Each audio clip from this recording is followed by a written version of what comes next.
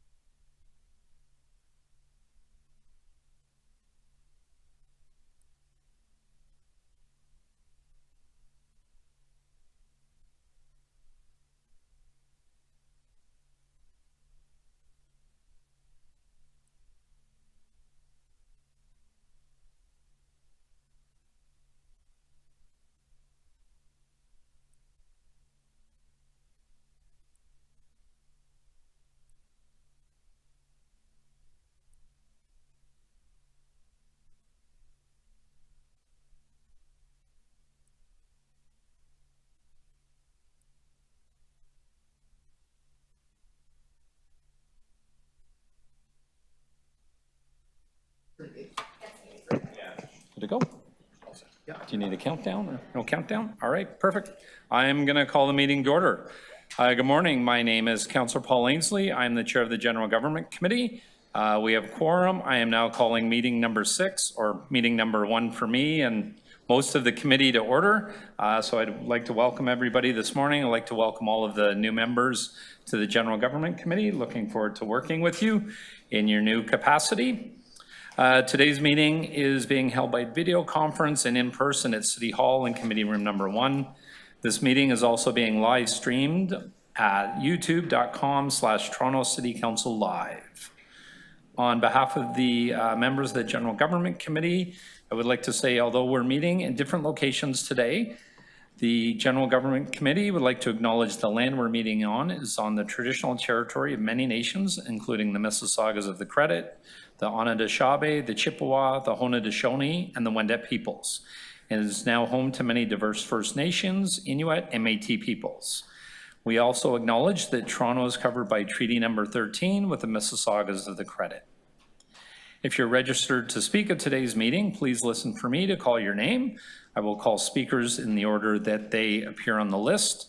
The list of speakers can be viewed online by visiting the General Government Committee link at the city's website at toronto.ca/council and clicking the speakers box for today's meeting. For members of the committee, I would just like to remind you the city clerk has provided all agenda materials on toronto.ca/council and on the clerk's meeting portal. Clerk's IT staff are available to members if you need help with your devices. I'd also like to remind you to please submit and approve your motions by email. Staff are available at ggc@toronto.ca to help with motions. At this point, I'll ask if there's any declarations of interest under the Ontario Municipal Conflict of Interest Act. Seeing none, can I have a motion to confirm our minutes from our last meeting, on July 10th, 2023, which falls to Deputy Mayor, sorry, Councillor Holiday or Councillor Cheng, who are the only members from that meeting. Councillor Holiday, all in favor? That carries. And then before we review the agenda, I would like to just say a few words about Josie Scioli, our Deputy Manager, Corporate Services, who's beside me, who's on a well-deserved upcoming retirement. Although I keep trying to talk her out of it, her husband won't return my phone calls anymore. I'm sure my fellow councillors and attendees of today's meeting are well acquainted with Josie and know of her incredible work and achievements as a member of the Toronto Public Service. She has a long list of accomplishments, which I'm going to read most of them. Over her past 11 years with the City of Toronto, she's really leaving and truly leaving a lasting legacy. Josie moved to the city from the complex world of Toronto Community Housing. Within 5 years, she assumed the role of Deputy City Manager, Corporate Services. Josie is a champion of modernization, transformation, and sustainability. Her main focus has been to improve public trust and confidence in our government here at City Hall. She has successfully ensured her team was equipped to support a better and connected community. As a result, we've seen a full transformation of the citywide real estate service delivery model for one of the country's most valuable and complex real estate portfolios, worth a total of $27 billion and spanning 106 million square feet. This centralized approach continues to help the city support overall city building outcomes, especially creating affordable housing. Josie's been instrumental in setting up the city's first customer experience division. In addition, she helped close the digital divide through ConnectTO. Josie is well regarded for supporting the development of the transformed TO net zero strategy to help the City of Toronto achieve its climate goals. What makes Josie's contributions to the city even more extraordinary is her leadership beyond her portfolio. She served as co-patron of the city's United Way employee campaign, supporting the United Way events for the past decade. In this role, she led signature United Way events, the Civic Gala, and the Civic Run. Josie has also been a proud executive sponsor of the city's Toronto Network for Women since 2014. Through her leadership and guidance, active membership of TO Now is over 2,000 committed and passionate individuals supporting gender equity, diversity, inclusion, and belonging. It comes as no surprise Josie was recognized as Canada's Most Powerful Women Top 100 Award winners in 2021. She's also the recipient of the CIBC Executive Leaders Award the same year. Her leadership style, I have to say, is authentic and very people-centered. She cares not only about what is done, but how it gets done. An empathetic strategist, Josie has built strong relationships across all levels of her team, throughout the city and with our internal and external partners. Josie, you're truly an exceptional person, and the city has been very lucky to have you as our senior leader for the past 11 years. I'm really going to miss you. I can't congratulate you enough for all of the work and hard work that you've done. I hope you have a long, happy, healthy retirement. On an even more personal note, I'm very proud that I was on the committee that hired Josie. Some days is only like yesterday. I'm sure for Josie, sometimes it seems like a lot longer than 11 years ago. On the hiring panel, most people will laugh about this. On the hiring panel, one of my co-colleagues thought that Josie was kind of timid after the interview when we were trying to decide what to do. And, I can think back to her first 100 days. She had a plan for the first 100 days and accomplished most of it in the first 30. So, now I would look back and say to that colleague of mine, timid? No, I would say tireless. Josie, thank you so much for everything you've done, and I'm really going to miss you. And it's not a cake. Thank you so much.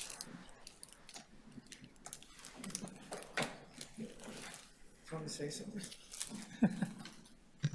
Good morning, everyone, and it is bittersweet. Actually, Thursday is my last day, and if anyone ever told my husband I was timid, that would be funny. He would not believe it at all, but this has been an amazing place to work with all of you, and it's true, the people are what matters here to me, and it's been all of you, and actually the person who also hired me is sitting just straight there, Joe Penichetti. He hired me at the same time about 11 years ago, so I thank both gentlemen for believing in me, and all of you for just supporting what we're trying to do in the city, which is really doing great stuff for the public. You guys are awesome. I'm going to miss you, but I always say to people, it's never bye, it's see you soon, because I will see you guys soon. If you don't allow me, and I'll be a deputy, and you're not going to like it, because I'll be a serial one. I'll be coming to this committee on a regular basis. I was telling some of the staff over there, and they said, oh, please don't. So Tracy Cook and I would be coming. Can you imagine both of us together? That would be very, very painful. But thank you from the bottom of my heart. And remember, kindness and respect is what gets us everywhere here. So I expect that of all of you, and I know you have it in you. And I want to thank this committee for actually allowing us to move this agenda forward. All of you, I know actually some of you were here and they're back actually. Councillor Crisanti was here, he left us, comes back. Councillor Mantis is back. Just want to say thank you. You guys do great stuff here, and I will be cheering you on from where I am. So thank you, Chair, and thank you for believing in us.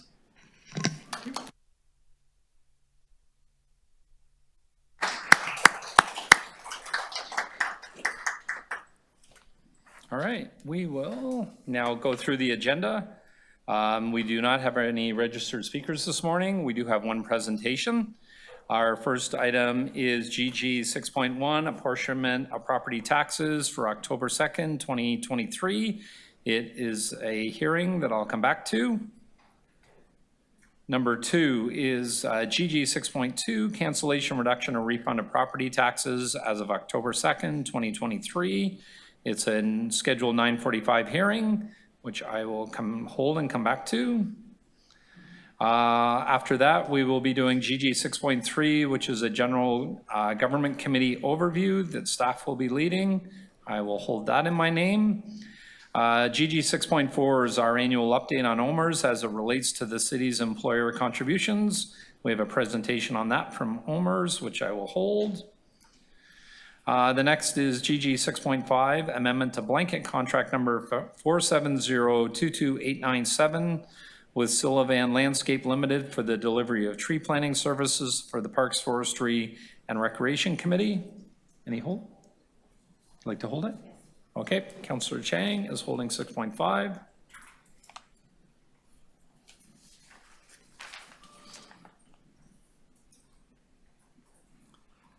Number 6, GG 6.6, amendment to blanket contract number 470-24380 to Logixx Security Incorporated for citywide security services. Councillor Chang would like to hold number 6.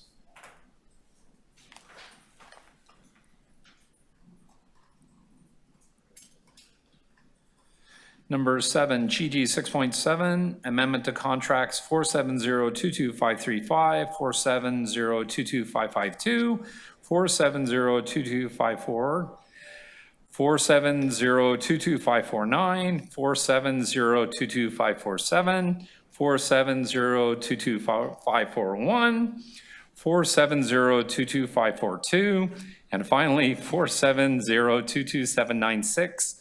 With Canada Clean Fuels Incorporated for the supply, delivery, and offloading of various fuels and services, including bulk, mobile, and emergency fuel. Councillor Chang? And I'm going to find a shorter title for that next time.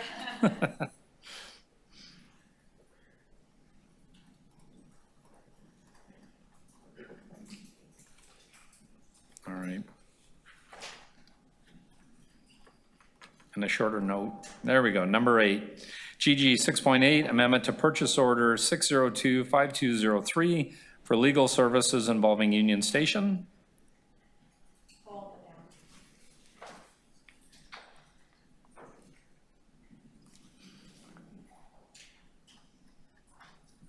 Councillor Chang is holding number 8. GG 6.9, amendment to purchase order number 6045900 with Morrison Hershfield Limited for professional services for the Overlea Boulevard Bridge Rehabilitation in wards 15 and 16. Can I have a mover for that? Councillor Crisanti, all in favor? That carries. Number 10, amendment to purchase order number 6049960 with Diamond Schmitt Architects for design services for a new Wabash Community Recreation Center and Wabash Park improvements for the Parks, Forestry, and Recreation Division in Ward number 4. Any holds? Can I have a mover? Councillor Crisanti, all in favor? That carries. Number 11, amendment to purchase order number 6052971 with Ernst & Young LLP for the provision of active risk management advisory services for the financial system transformation project. No holds. Can I have a mover? Councillor Holyday, all in favor? That carries. GG 6.12, amendment to purchase order number 6052995 with Aquicon Construction Company Limited for the construction of the new Net Zero Northeast Scarborough Community Recreation Center and Child Care Center and Joyce Trimmer Park improvements for the Parks, Forestry, and Recreation Division in Ward 25. Sorry, hold. Councillor Chang is holding number 12.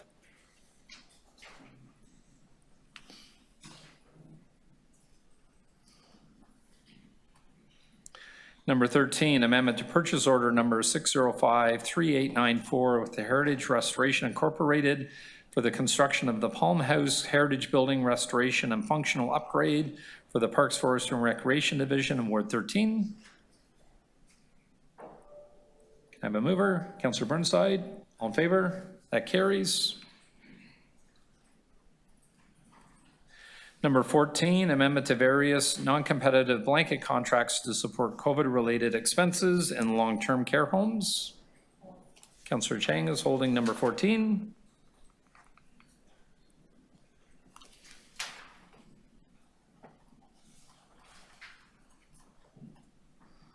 Number 15, non-competitive procurement request with our Courier for the provision of courier service for the distribution and transportation of vaccine and non-medical supplies for Toronto Public Health. Can I have a mover? Councillor Chang, all in favor? That carries.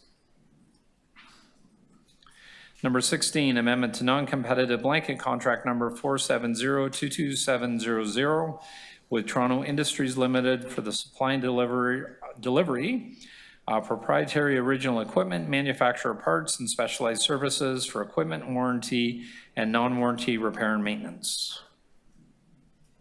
Can I have a mover, please? Councillor Crisanti, all in favor? That carries.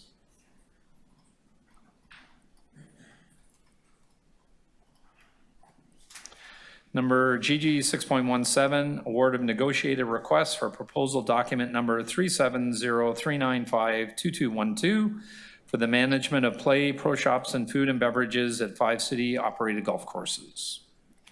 Councillor Chang, number 17.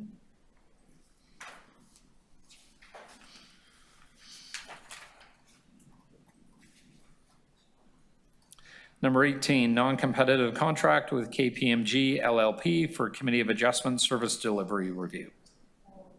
Councillor Chang is holding number 18.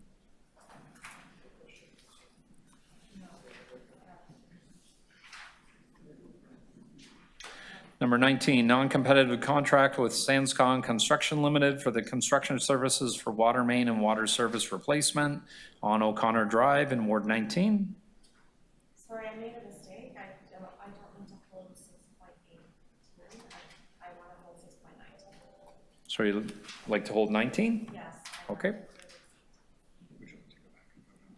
So then I will go back to number 18. 18 is the committee of adjustment. Yes, GG 6.18, non-competitive contract with KPMG LLP for Committee of Adjustment Service Delivery Review. Councillor Holiday's moving number 18. All in favor? That carries. 19 is held by Councillor Chang.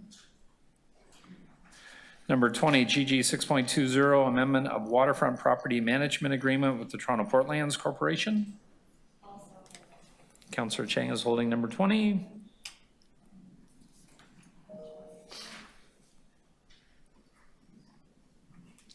Number GG 6.21, amendment to the Coca-Cola Coliseum lease and sublease.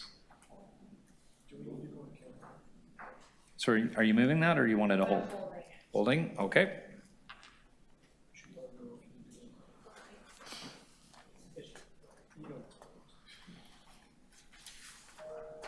Number GG 6.22, declaration surplus of city walkway between 19 and 23 Lord Roberts Drive in Ward 21. Councillor Chang is holding. No. I have a quick question. Okay.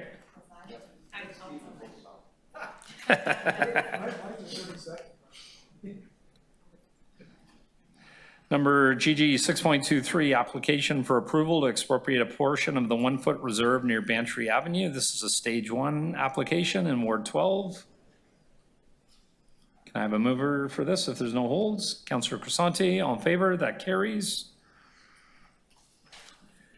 GG 6.24, status of outstanding payments in lieu of tax amounts for federal, provincial, and municipal properties and proposed delegation of authority to committee to hear and decide on applications with respect to payment in lieu of tax amounts for federal, provincial, and municipal properties, or PILTs. Councillor Chang is holding number 24.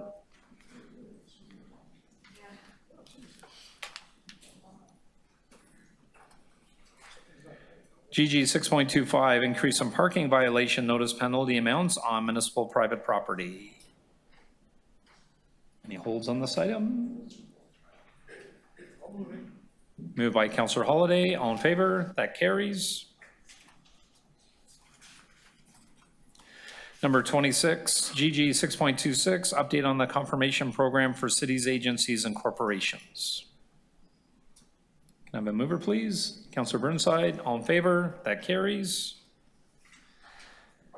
GG 6.27, extended authority of the bid award panel during Council's 2023 summer recess. Can I have a mover, please? If there's no holds, Councillor Holiday, all in favor? That it's a good report. And that is the end of our... All right. Saying that, there's no items of new business. We will go back to GG 6.1, apportionment of property taxes as of October 2nd, 2023.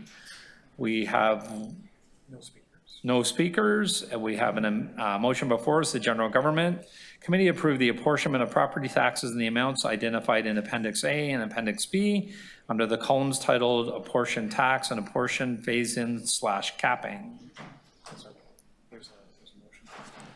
Oh, and an amendment. Recommendation number 1 be amended. The motion is on the screen. General Government Committee approve the individual tax appeal application made pursuant to Section 322 of the City of Toronto Act 2026, apportionment of taxes identified in the detailed hearing report marked as Appendix B, excluding the following applications.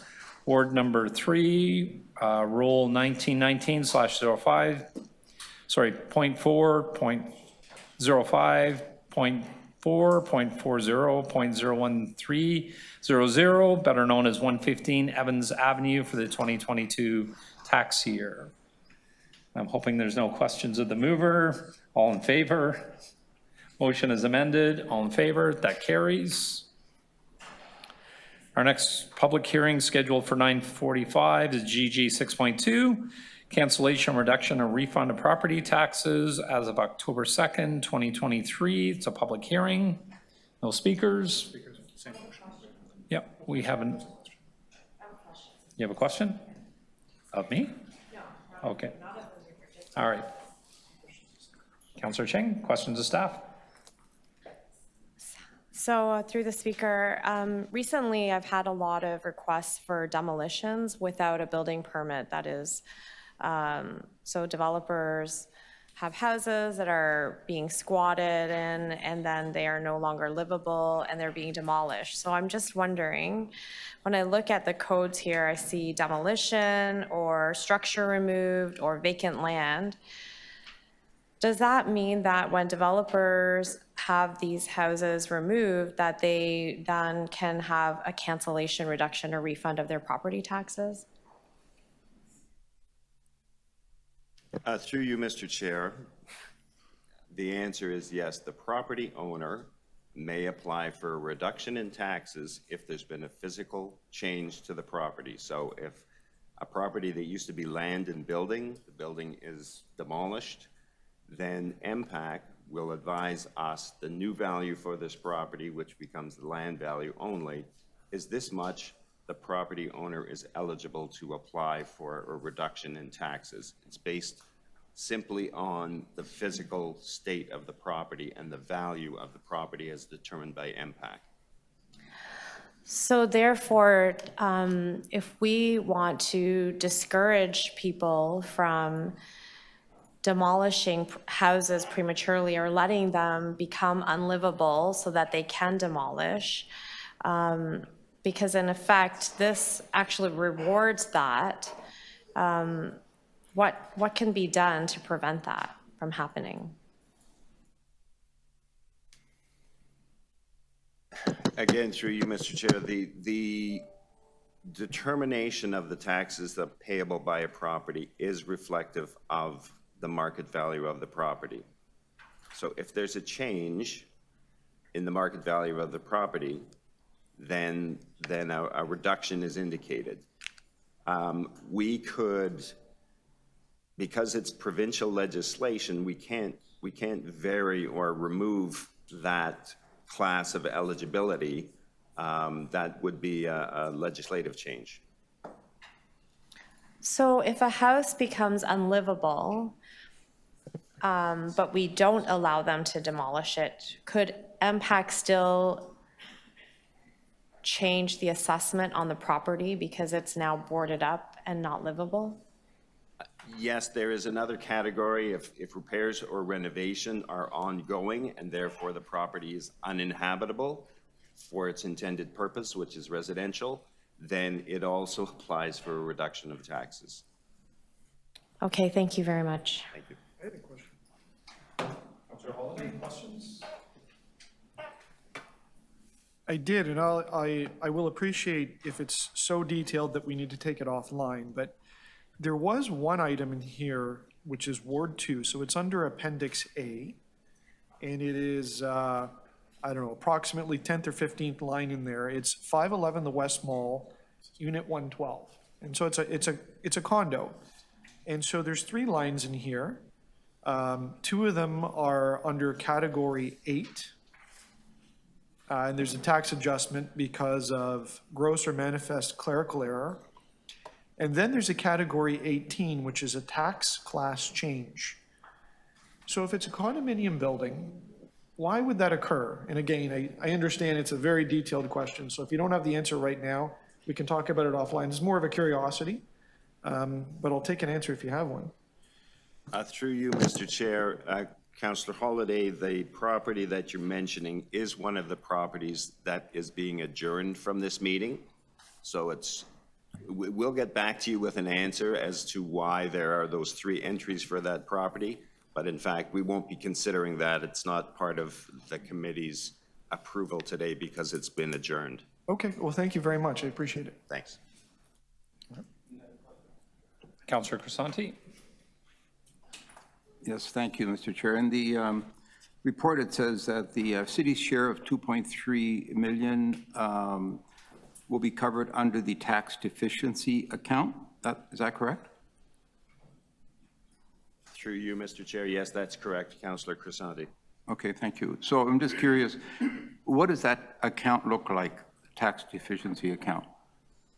How much do we have there to cover these type of situations? The tax deficiency account is identified each year and a budget is established for any potential taxes that have been levied that the city believes may not be collected. So there is an allowance for assessment appeals. There is an allowance for these types of cancellations. And we estimate the amount that we may have to forego in taxes that are levied but not collected.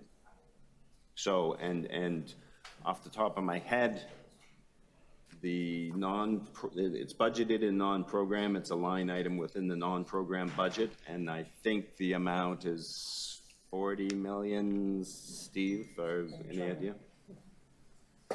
Through the chair, I'm just trying to look up the exact amount right now to confirm. I will say through the budget process on an annual basis, we do review what our historical experience has been and align that budget with traditional expenses we expect to occur and ensure it's consistent with our experience. Okay, but it sounds like there's adequate amount of money to cover this year after year, and so we've likely overestimated here. So what do we do with the difference then? Do we put it back in general? God knows we need that money elsewhere, so where do we put that money? Through the chair, so this amount reflects just one aspect of what we budget for in that account. We will review, and we do it quarterly through our variance reports in terms of how we're tracking against our budget estimates. As mentioned, we generally align the budget with our previous experience, accounting for anything that we might expect to happen going forward. If there is an underspend, that underspend will be declared as part of the city's overall operating budget surplus. We will then follow the city surplus management policy in terms of where it might get allocated or what costs it may offset elsewhere. Okay, thank you. Okay. Thank you, Councillor Crisanti. Other questions of staff on this item? Seeing none. Speakers? Councillor Chang, you held the item. Did you want to speak?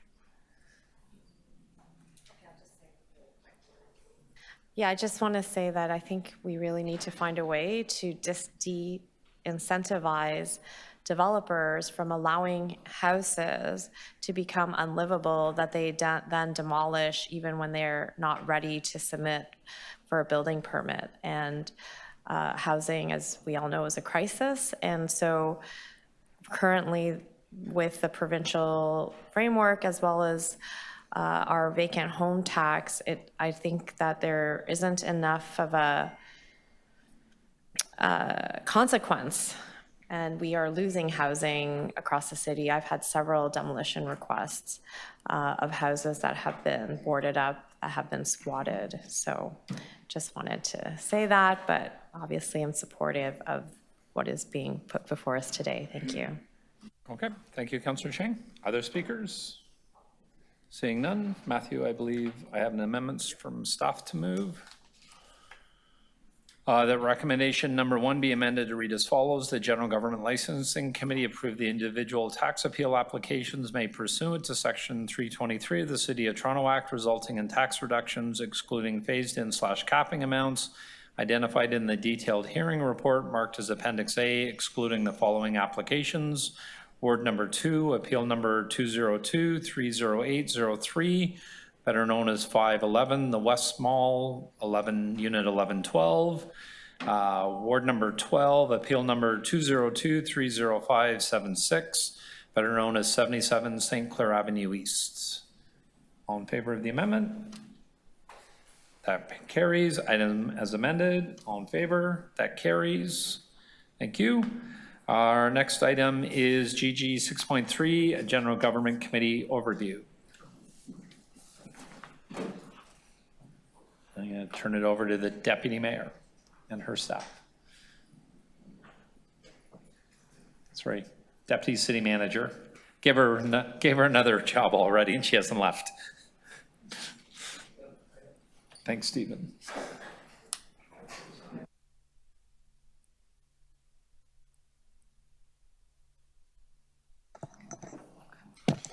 Good morning, everyone.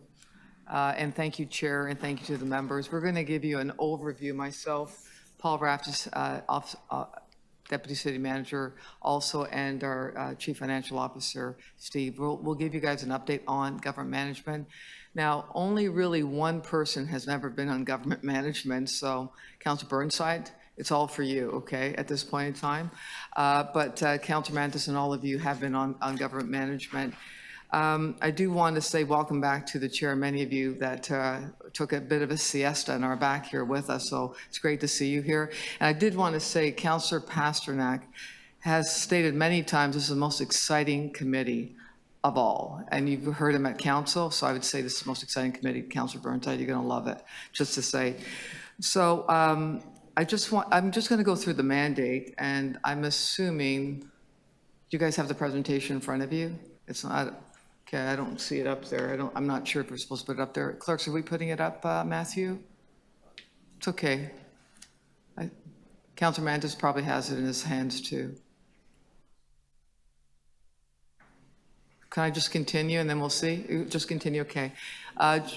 Just in front of you, right? Did you say I have a few minutes, Councilor Crisante? Nice. I got lots of time. Okay, so just to say, the committee is obviously, its primary focus is on the administrative operations of the city, focused on procurement and management of city assets and resources. The key priorities, and you'll see that in your presentation, management of city assets, it could be people, material, real estate, technology, all types of security resources, as well as it also focused on internal operations, focused on the customer experience, which we talked a little about earlier, just the way in which we deliver internally, and also from a focus on how we digitize and how we innovate and modernize government too. And then obviously the accounting and procurement side, which is extremely important on the way we procure contract awards as well as our competitive processes. As you'll, thank you, Matthew. As you'll see, I'm on the third slide right now. We have some stellar leaders here, very, very good-looking people, I would say. And we'll talk to each one of them as we go through the actual presentation, myself and my colleagues. The next page, we're going to go to, I'll call him Stellar Matozzo, Pat Matozzo, leader of corporate real estate. And for many of you, you know Pat and what his team does, and they do a phenomenal job across the city.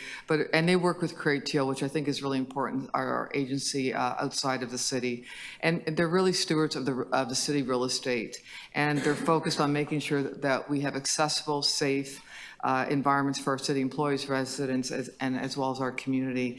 And I just wanted to be clear on some of the key initiatives. You'll see a centralization of work. We've been doing centralization for the last 4 or 5 years, and when a lot of you were here at the time when you approved the mandate of the citywide real estate.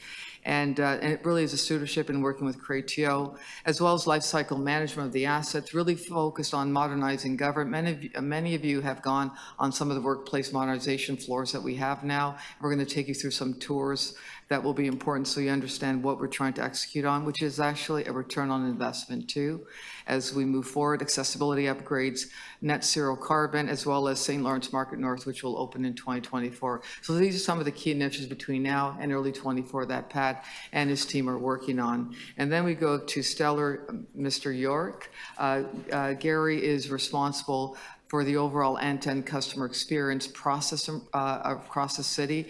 We all own customer experience here from a city perspective, but Gary's focus, and when we started this organization back in early 2023, actually late 22, it was really to standardize and actually look at our channels, that there's no wrong door for anyone, and that whether it's through digital or whether it's through contact center or in person or phone. So this is really important that we have this organization and it works across the organization with our divisions. And their focus will be really on standardization. I know some of you are very focused on this, and so is the mayor. And key projects are closing the loop. So that means when someone calls in, that the organization calls back and says, this is where this is at, and that everybody feels that they actually know where things are at from a resident perspective, as well as it compliments and complaints. I like compliments more than complaints, but just to say that focused on that and how we actually standardize citywide. And then obviously digital payments, and we just launched a service promise, which is really the commitment that staff have between each other and how they actually serve one another, and our commitment to respond, and very much a data-driven structure and working with partners across the city. Then we have Stellar number 3, David Jollymore, and from Fleet Services. And David and his team are responsible for the overall stewardship of 5,000 fleet assets and obviously the fuel sites we have across the city. He does work across agencies and corporations and trying to make sure that we can create the most effective, efficient, and safe environment for our vehicles. And this really is to deliver to our end users, which is really the residents of Toronto.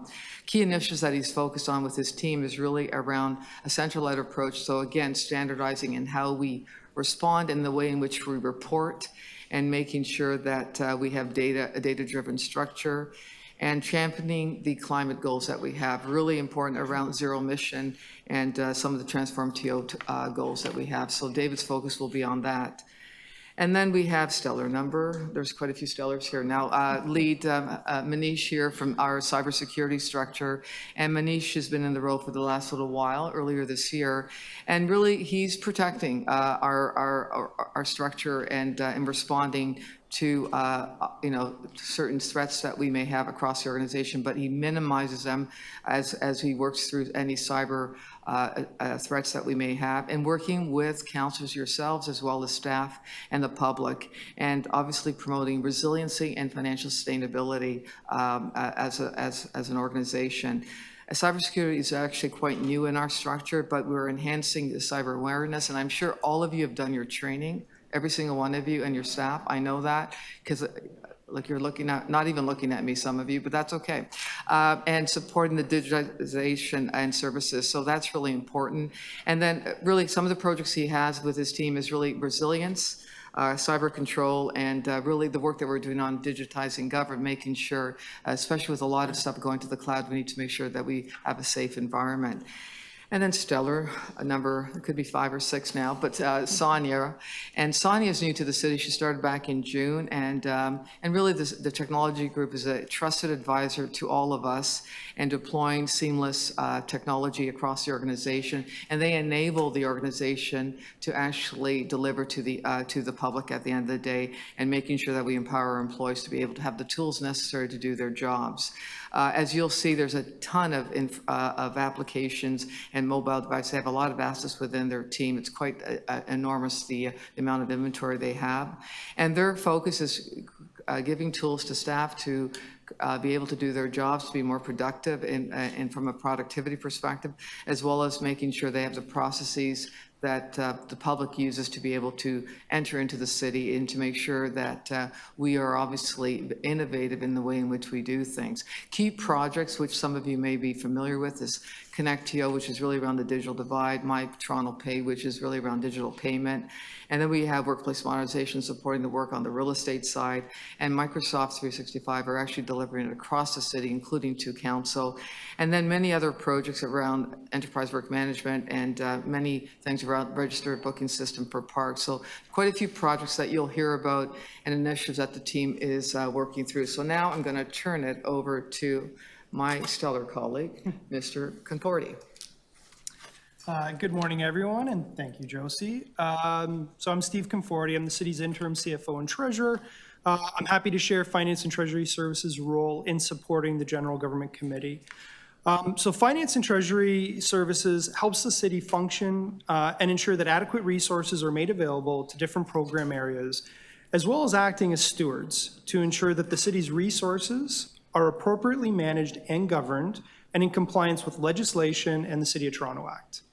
The 3 main areas within Finance and Treasury Services that support this committee include really the first being the Office of the Controller under the leadership of Andrew Flynn, who's here today the stellar leadership of Andrew Flynn, who's here at committee today. The other 2 areas are both part of the Office of the Controller, and they include another stellar individual, Casey Brennan, our Director of Revenue Services, and just another stellar, because this is the theme and we're going to continue with it, Genevieve Sharkey, our Chief Procurement Officer. Stellar. There's a 4th area that will also support this committee, and that is pension, payroll, and employee benefits under the leadership of our new Executive Director of Financial Shared Services, David McIsaac, who just joined the city a couple of weeks ago, and we're really excited to have him support Finance and Treasury Services. You'll receive items at times from pension, payroll, and employee benefits on pension-related matters, an example of which includes our annual update on OMERS items as it relates to city's employee contributions. Next slide, please. In terms of what's imperative coming from the Office of the Controller is to ensure that we are compliant, governing the city's assets within council policies and relevant legislation. The office oversees purchasing and materials management, who leads the city on the procurement of goods and services. They're the group that establishes the rules, protocols, and even recommends policies for council approval for when we're going out to market for procurement or for targeted procurement requirements.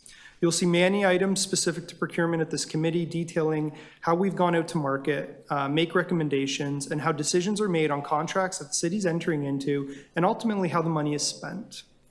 For revenue services, they provide leadership in the collection and processing of payments that the city has with regards to property taxes, parking revenue, vacant home taxes, and many others. A couple of examples include items on the agenda today on the apportionment, cancellation, reduction, or refund of property taxes. In addition to this, from a governance perspective, Finance and Treasury also reports on our financial statements on an annual basis with an external auditor. And in between our year-end audits, we bring variance reports to the Executive Committee. Finance and Treasury Services provides timely financial information so that this committee and other committees can make informed decisions with a financial lens. I'll now pass it over to our stellar Deputy City Manager, Paul Raftis. Thank you, Steve. Good morning, Mr. Chair and committee members. So I'm thrilled to introduce Diane Cassius over to my right here. Diane just joined the city and she is replacing Susan Garcino, who retired back in August. Diane has had an impressive career with the Ontario Public Service, holding progressively senior roles over many years. And as the new Director of Court Services, Diane will lead over 250 staff and provide strategic oversight and innovation in court services. Toronto Court Services is the primary point of contact to one of the key areas of the justice system in Toronto, the Provincial Offences Courts. The division provides administrative support for provincial offences and tribunal dispute resolution, default fine collection for offenses under the Provincial Offences Act, and court case management. Next slide, please. Key initiatives for court services include supporting Vision Zero road safety with the expansion of the city's administrative penalty system, which will include the automated speed enforcement and red light cameras programs while focusing on digital and online service delivery to support these programs. Establishing and providing administrative support to the new multi-tenant housing licensing tribunal as part of the enforcement and compliance strategy under the city's new multi-tenant house framework. Accessing and developing an implementation plan for a new information management system to enhance the city's ability to manage defaulted accounts and improve collection rates. Implementation of new streamlined Provincial Offence Act processes that align with amendments under Schedule 35 of Bill 177. And relocation of court services downtown locations to North St. Lawrence Market in 2024. And I will now turn it back to Josie. Thank you, Paul.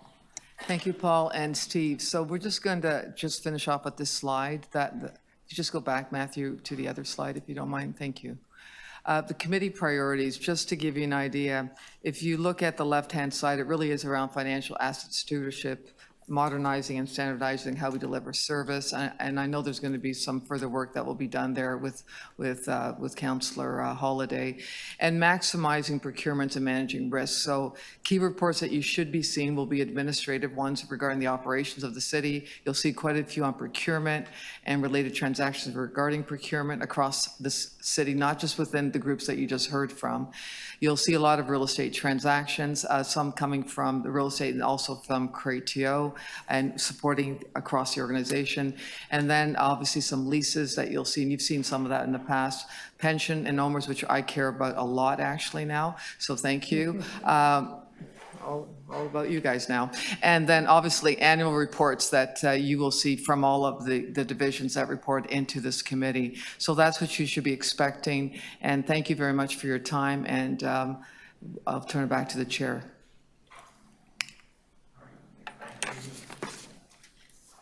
Thank you, in keeping with the theme of the morning for the stellar report.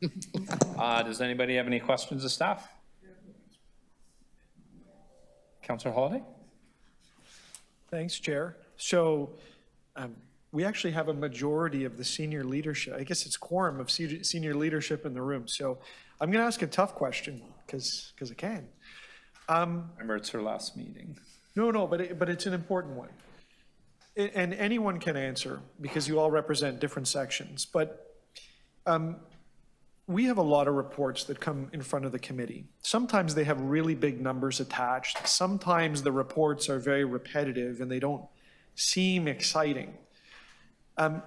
Could you suggest, in the changing world that we live in, and like really changing coming out of COVID, are there some major risks that are emerging or things that are coming our way that the committee should pay attention to?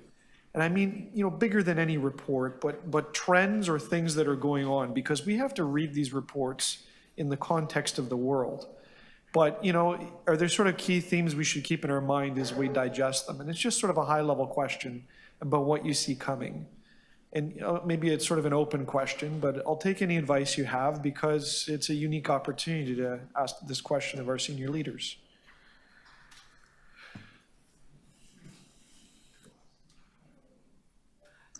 So, Councillor Holiday, to your question, it's a great question.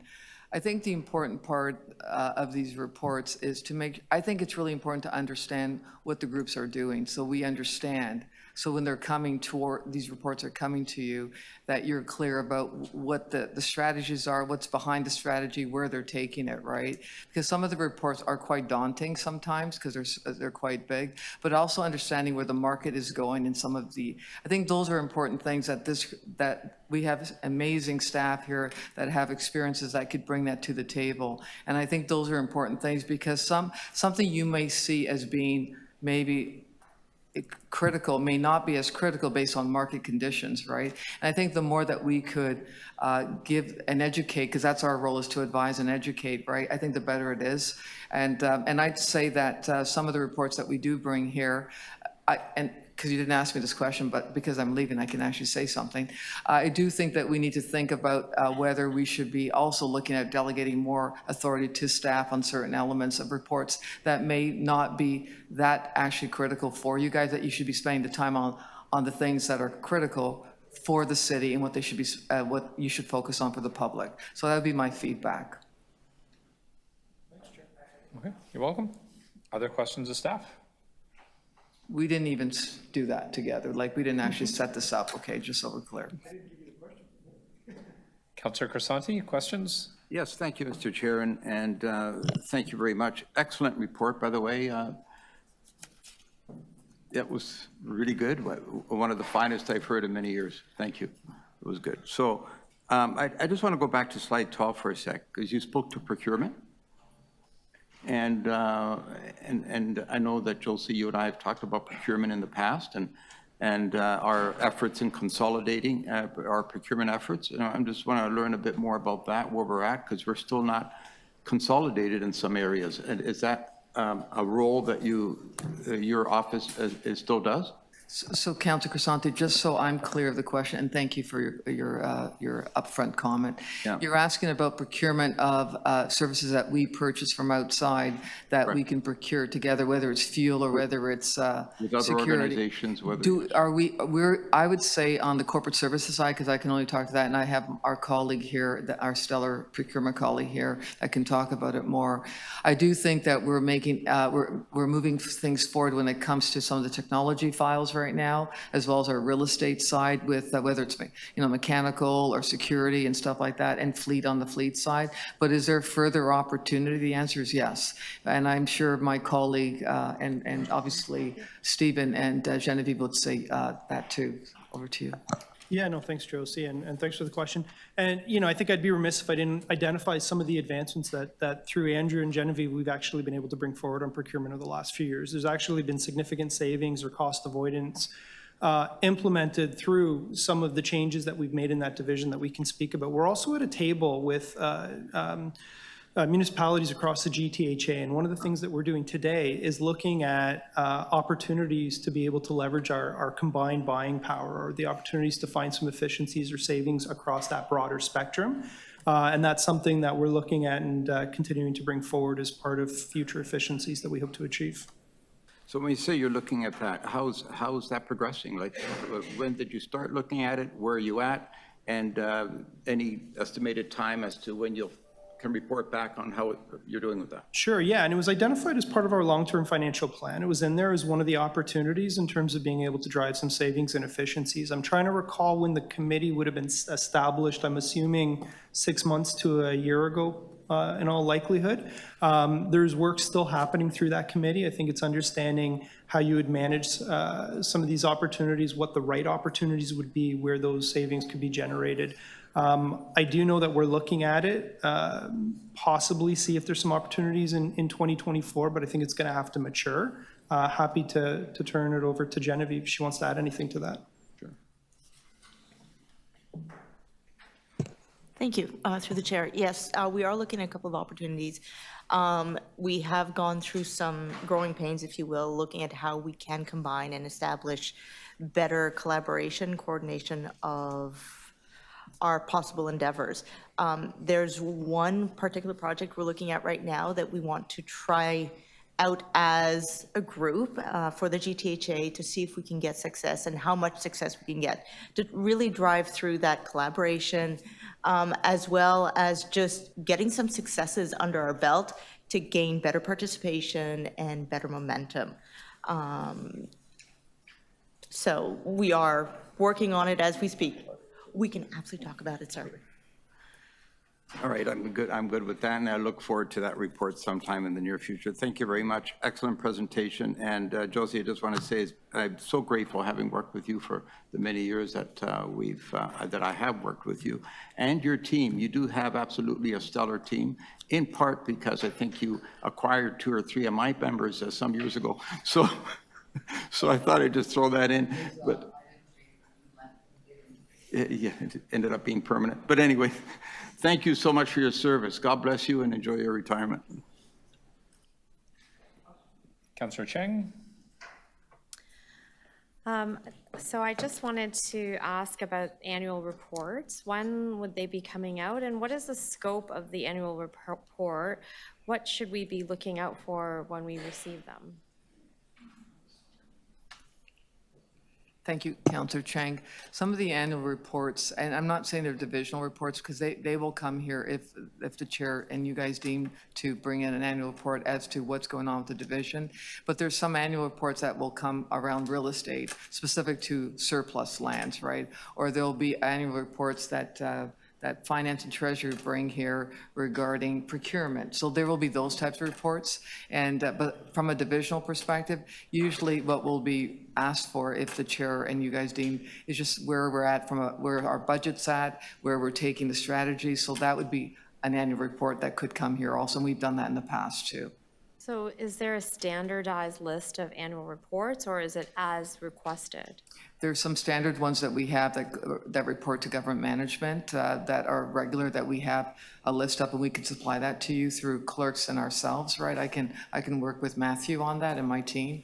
And then there's ones that have been asked of us, but more around where we're taking the business and how the budget feeds into that and how we support it. So we can, that comes, and we've done that before in GGC. You haven't been here prior to that, but we have done that in the past.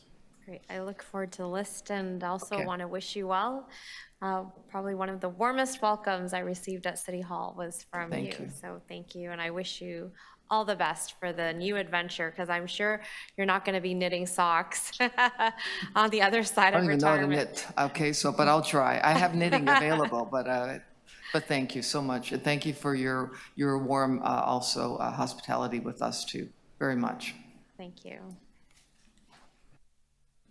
Okay, other questions? Seeing none, motion to receive the report or presentation. Councillor Burnside, all in favor? That carries. Next, we are on 6.4, the annual update on the OMERS as it relates to the city's employer contributions. We do have a presentation from OMERS. I'd like to thank them for being here this morning. I just wanted to express my appreciation to the staff for the excellent report that's also before us. Its essential details in the annual documentation of the City of Toronto, its ABCs, and the substantial financial contribution made by our employees to the OMERS Pension Fund. The City of Toronto has 42,000 employees that contribute over $750 million to the pension fund in 2022. It's evident the City Council's oversight and accountability is ensuring the fund's sustainability remain top priorities. This is one of the reports that asked for in previous terms because we do appoint 2 members through the city manager to 2 of the OMERS organizations. So I do ask them to come here on an annual basis and make a presentation. And I will now turn it over to OMERS. Good morning. Morning, Mr. Chair. Through you to the committee, I want to first say thank you again for the annual opportunity to update the committee and staff on where we're at with the OMERS pension plan. I think, Mr. Chair, you were the one that started this up. I believe we're now 7 years running, and it's, from our viewpoint, it's an opportunity for us to ensure that you're apprised of where OMERS is at on an annual basis. Some quick introductions maybe to start. While I do know most of the committee, Councillor Chang, I have not had the pleasure yet. So Joe Pinichetti, former CFO city manager from 2002 to 2015. And on retirement, I was appointed by the city as OMERS Sponsors Corporation Board of Directors and have served on numerous committees since then and currently chair the audit committee. That's my background. I'll turn over to your other appointee, John Armstrong. Sure, thanks, Joe, and good morning, everybody. Thanks for giving us the audience this morning. As Joe said, my name is John Armstrong. I was appointed to the OMERS Administration Corp Board in January of 2022, having been nominated by the City of Toronto. I currently serve on the Audit and Actuarial Committee, the Human Resources Committee, and the Investment Committee of AC. This is my second time presenting to the committee, but my first time in person. So very excited to be here and see all of you face to face, as it were. And before we go on, we're the 2 appointees, but I think we need to introduce the others at the table here. I want to turn to Lori Hutchison, our CEO of the Sponsors Corporation. Lori. Good morning, everyone. Thank you for allowing us to be here today. As Joe said, I'm Lori Hutchinson, and I assumed the position of CEO of the Sponsor Corporation in April of last year. And prior to that, I spent over 8 years on the AC board. And Celine Shivati, who heads Pension Administration. Good morning, everyone. Celine Chivetti. I'm the Executive Vice President and Head of Pensions. Work very closely with Andrew and his team in providing defined benefit pensions for City of Toronto employees and elected officials, along with other OMERS members. So I'll start now with this next slide and give you an overview of the Sponsors Corporation, some background on OMERS generally for newer councillors, and a reminder for existing, for councillors that have seen this before. As you will see, OMERS is a very complex and diverse membership. There's about 600,000 members now in the plan, about 260,000 pensioners and deferred members, and 340,000 active members on the pie chart on the left. The active members include about 2/3 full-time members and about 1/3 non-full-time members. Like all pension plans, OMERS is a maturing plan. We are now paying out more in benefits in pensions than we are collecting in contributions, and that started about 4 years ago. The increasing maturity of the OMERS plan remains a key priority of focus for OMERS. In terms of the City of Toronto relative to the whole plan, the City of Toronto is the largest of about 1,000 employers participating in OMERS. about 26,000 within the city itself, and about 14,000 in Toronto agencies, boards, and commissions, primarily the Police Board, of course, and Toronto Community Housing Corporation, making up the bulk of the 14,000. The 40,000 active members represent about 13% of the total OMERS membership. With the changing nature of work, employees moving more freely between jobs and over the course of their careers, and evolving expectations for work-life balance, understanding employee priorities is important to OMERS. In recent research in 2021, more than 90% of active members said their pension plan was a motivating factor to stay with their employee, to stay with the City of Toronto. Importantly, the number was nearly as high for workers under 35, which obviously is a very positive sign. And a majority of OMERS members reported greater satisfaction with their life, which speaks to the broader social value of the plan. But OMERS, generally speaking, economically speaking, has positive contributions beyond the individuals. According to our 2021 research, OMERS contributes about $12 billion of economic activity in Ontario, and in effect creates about 1,000 jobs. Now, in regard to the Sponsors Corporation itself and our responsibilities, we're responsible for the appointment protocols for both of the OMERS boards, for the Administration Corporation of Johns and the Sponsors Corporation that I represent you on. This includes determining the composition, compensation, term limits, and defining the appointment process for each board. We continue to make progress on diversity of boards and appointments. This is something we've discussed at this committee level for a number of years. We support sponsors during the nomination process for the AC board by making diverse pipeline available of potential candidates for the positions. A new female director was recently appointed to the AC board, increasing the number of women to 5 out of a total of 15 directors starting in 2024. For the Sponsors Corporation, currently 4 of 14 board members are female. As importantly, across our entire OMERS staffing is committed to building, OMERS is committed to building an inclusive and diverse global workplace that recognizes and values diversity of experience, background, and perspective for all staff. 40% of our leadership team are women, and 48% of our entire workforce at OMERS are women. We are also importantly responsible for making decisions about the benefit, design, and contribution rates for members and employers. In 2020, the SC board approved a plan change that would allow employees who work less than full-time to join the plan immediately starting in 2023. This change recognized the importance of employees having access to the plan so they could build their retirement income. And as a little aside, I would say that City of Toronto was one of the key drivers relative to moving on the non-full-time advancement of employees becoming members earlier than they had in the past.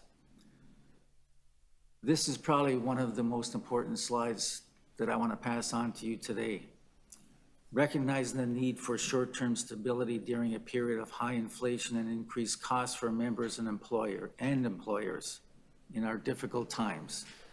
In late 2022, the Sponsors Corporation confirmed there will be no changes to contributions, benefits, or adjustments to pensions and pay for the 3-year period running January 23 through December 31st, 2025.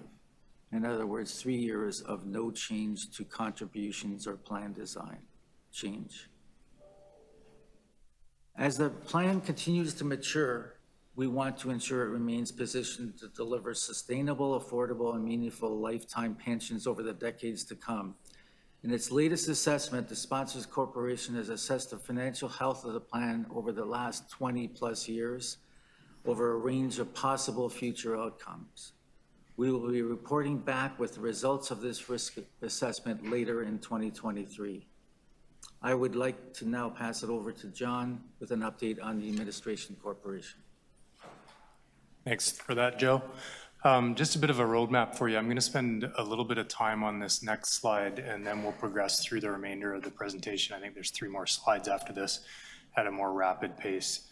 On the investment side, OMERS manages approximately 130 billion of net assets, most of which we invest using in-house expertise from offices in Toronto, London, New York, Sydney, Singapore, and other major cities around the globe. About 25% of the assets are invested here in Canada, almost 50% in the US, 15% in Europe, and approximately 10% in Asia Pac, which for the most part is Australia and India. In terms of what we invest in, we're invested in a diversified portfolio of global equities with a bias towards high quality blue chip names. We also have a large portfolio of credit investments where we lend money to help borrowers fund their business plans. Through Oxford Properties, we hold approximately 450 real estate assets across Europe, Australia, and North America, and I would note that we do have a big emphasis here in the Greater Toronto Area. In North America and Europe, we're invested in about 20 large-scale private equity businesses, and we have a portfolio of smaller venture and growth businesses. In all 3 of those categories, we seek to drive growth in revenue and earnings, both organically and through acquisitions. And then lastly, we have approximately 25 infrastructure businesses across the globe where we seek stable, long-term returns by providing the essential services that underpin modern economic activities. And in that segment, we have a heavy focus on power generation, transmission, and distribution, as well as digital infrastructure. Sorry about the feedback. I'll try to move that away, maybe. And we do all this with the highest available AAA credit rating from 2 rating agencies and the second highest rating from 2 others, and a relentless focus on the long term, because we are a long-term investor. And when you look through a long-term lens, you have to recognize that climate change is one of the most pressing issues of our time. And we take climate change and other ESG-related matters very seriously. I'm pleased to say that on September 20th, we presented to the city's Infrastructure and Environment Committee on our approach to managing ESG risks and opportunities, our targets for reducing greenhouse gas emissions, and our recently released climate action plan. My understanding is that that was very well received by that committee. Today, I'm going to focus my remarks on our investment performance. But before I do so, somewhat, Councillor Holliday, to your question, what are the big rocks? I thought it was important to highlight 2 very important economic factors that have been dominating our conversation as a board as it relates to investments. Those, I don't think, will be big surprises to any of you, but are interest rates and inflation. As we all know, interest rates have risen very quickly over the past 18 months, reversing a trend of ultra-low rates that began following the financial crisis of 2008 and persisted through to the end of the COVID lockdowns. During that period, money was cheap and borrowers benefited at the expense of savers. But that has changed quite dramatically in recent times. Over the past 18 months, we've seen the Bank of Canada increase its overnight rate 10 times, lifting it from 0.5 percentage point to 5%. And during the same period, the yield on Canadian 10-year bonds has more than doubled. This is all largely a consequence of monetary policy efforts to control inflation. Now, if we look back in the 10-year period from 2010 to 2020, you would all be familiar with the fact that Canadian inflation was relatively stable at around 2%. Well, following the COVID lockdowns, inflation rose sharply and it reached a peak of over 8% in June of 22. It has certainly moderated since June of 22, but it does remain persistently high. And that has a significant impact for pensions like OMERS. In particular, high inflation adds to the cost of providing pensions, both through higher expected earnings and higher benefits in the future. And higher interest rates impact existing investments, but also change the opportunity set for new investments as we look ahead. So if we flip to the next page, I can share with you how we are doing in this new economic environment. One back. Yeah, that's great, Celine. Thanks. On August 16th, we released our results for the first half of 2023, which we characterized as representing a good start to the year. As you can see on the slide, returns were 3.1% for the first 6 months and 7.8% on a rolling 12-month basis to the end of June. The return year to date, in my mind, underscores the value of a well-diversified portfolio. And the reason that I say that is that strong gains in our equity portfolio, of our public equity portfolio, drove our performance. On the other hand, real estate valuations decreased in the first half as a result of the higher rates. Fortunately, that impact was more than offset by solid earnings in infrastructure and credits.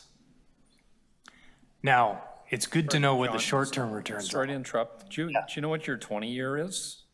I don't have the 20-year off the top of my head, but our 10-year there at 7.8% is what we tend to focus on. We've changed a lot in terms of our strategy over the last 20 years. And so the period that we typically look at is back to 2012, where the current strategy is what we are pursuing today. Could you can certainly get you the 20-year, can certainly come back to you with the 20-year. I just don't have it off the top of my head. Okay, thank you. Sorry to interrupt. No problem at all. So yeah, why do we think about long-term? We think about long-term, we like to say around the office that we paid pensions over decades and generations, not over quarters and years. So a quarter to us isn't 3 months, it's 25 years. And that's the way that we think about things. So 10-year return, 7.8%. Let's turn to the next slide. This is a really important slide. It's those longer term returns, and going back to the 2012 period, as I just mentioned, that has helped to boost our funded ratio from 86% to 97% as of the end of June 23. And that's even after taking account of the impact of using a real discount rate that is 50 basis points lower today than it was 10 years ago. The improvement in the funded ratio has taken place in spite of the odd challenging year for investment returns and the higher inflation year of 2022, when we increased our liabilities by $5 billion to deal with higher inflation expectations. Now, looking ahead, I talked about the fact that the changing economic environment changes the outlook and the opportunity set for future investments. We expect that the higher interest rate environment is going to benefit OMERS, and it will allow us to tilt our asset mix towards fixed income assets, which are now yielding much higher returns than they have in the recent past, and away from more volatile equities, such that we should be able to earn similar returns relative to the past, but with lower volatility. The short term, as always, is difficult to predict, to say the least. Higher borrowing costs are negatively impacting asset classes such as private equity and real estate, as I mentioned, and we are likely to see an economic slowdown, if not a recession. But that is why we focus on high quality assets that will be resilient in times of stress, diversification so that we can distribute our risk across the portfolio, and maintaining ample liquidity to take advantage of opportunities as they arise, particularly in times of economic stress. That concludes our comments, so I'll turn it back to our chair. Okay, thank you very much. Questions of the deputants? Councillor Holyday? Thanks for the presentation. I'm actually just curious on one of the last points. As of recent, I guess, to paraphrase, you've been investing in assets which take advantage of the interest rates. Are you positioned to essentially bargain hunt if there's an economic downturn and you have opportunities to buy investments in infrastructure and so on that are impacted because of the economy and because of the interest rates? and in turn are well-positioned just because of the enormous amount of capital that you've got to really see a benefit years later on? Yeah, thank you. It's a great question as it relates to investment in these times in particular. We've been very focused as a board in ensuring that we maintain ample liquidity for exactly this reason. We've also been very focused on thinking about our positioning vis-a-vis when to reposition the portfolio. So up until recently, we've predominantly focused on shorter duration credits, for example, and that proved to be very resilient over the last couple of years. But with the direction of travel, it's possible that that may shift over time. And having liquidity is critically important so that you can make those moves when you see the opportunity. Markets move on a continuous basis, as you know, and so being ready to do that is very important. Is there an ESG component of decision-making when investing in a major asset? You know, I don't know, let's say housing, right? There's a, you know, if an economic situation resulted in less housing being built for the reason of ESG, could you get into the investment in that sector to stimulate it? Or is that too much of a reach? Well, maybe I'll speak at the macro first and then maybe Right. drill down a little bit. So first off, I think it's important to note, and I'm very proud of the way that we handle ourselves in this regard. So ESG matters are integrated into our decision-making in the same way as financial matters are. So as a member of the investment committee, when I see an investment package come before the investment committee, I see financial metrics, I see an assessment of ESG risks and opportunities right alongside it. So it's completely integrated into our thinking, into our decisioning, both at the time of investment, but also as we manage assets and make ongoing decisions relating to assets. So that would be point number one. The second, depending on the circumstances of that particular situation, it could be considered. The one specific thing I would note is we met with Paul Johnson recently. It's probably maybe 3 weeks ago, something like that. I was part of a meeting with he and Blake Hutchison, our CEO, and we're talking about matters such as what you're raising in ways that we could potentially either partner or provide thought leadership around the challenges around things like housing affordability, et cetera. I'll ask one last question. Go ahead. Just in the vein of ESG, could you just give me an overview of the mechanism on how the membership drives those policies? But then the other side of the continuum, to what extent are you such major holders of investments that you would actually have someone from OMERS on that company's board, where you could actually exercise on ESG, whatever the policies are, but they would include ESG. So from one end, you've got the membership, to the other end, the asset. How does that continuum look? Sure, thank you for the question. So first off, I would say that the views and perspectives of our members absolutely influence our decisioning. We are active, in fact, Celine's team is engaged with our membership on literally a daily basis. We've also done surveying of our membership. And so we want that voice, we hear that voice, and we know that ESG in particular is very important to them, and we talk about it as a board, that very issue.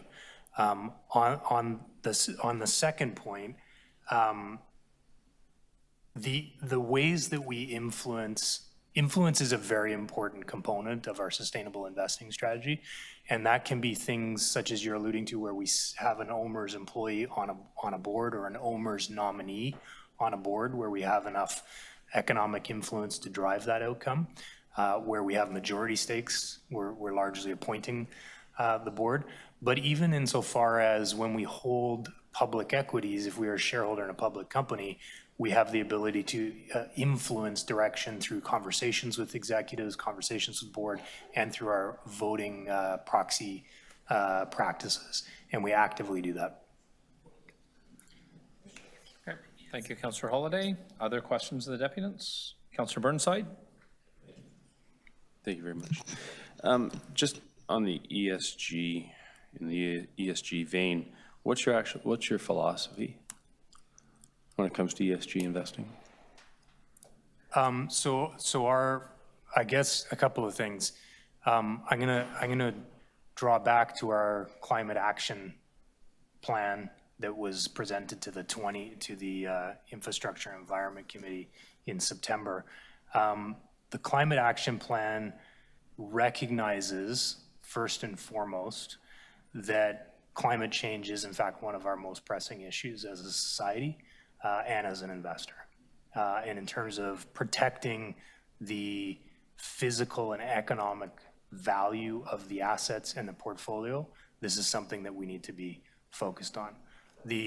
That climate action plan talks about our ambitions for climate-related matters, such as our reduction of greenhouse gases from our portfolio. Yeah, sorry for interrupting. That's not really where I was going, though. Apologize. Yeah, no, it's a very opaque question, but more in terms of like what type of firms would you be investing in terms of given that philosophy? Because there are different approaches to ESG investing, right? Mm-hmm.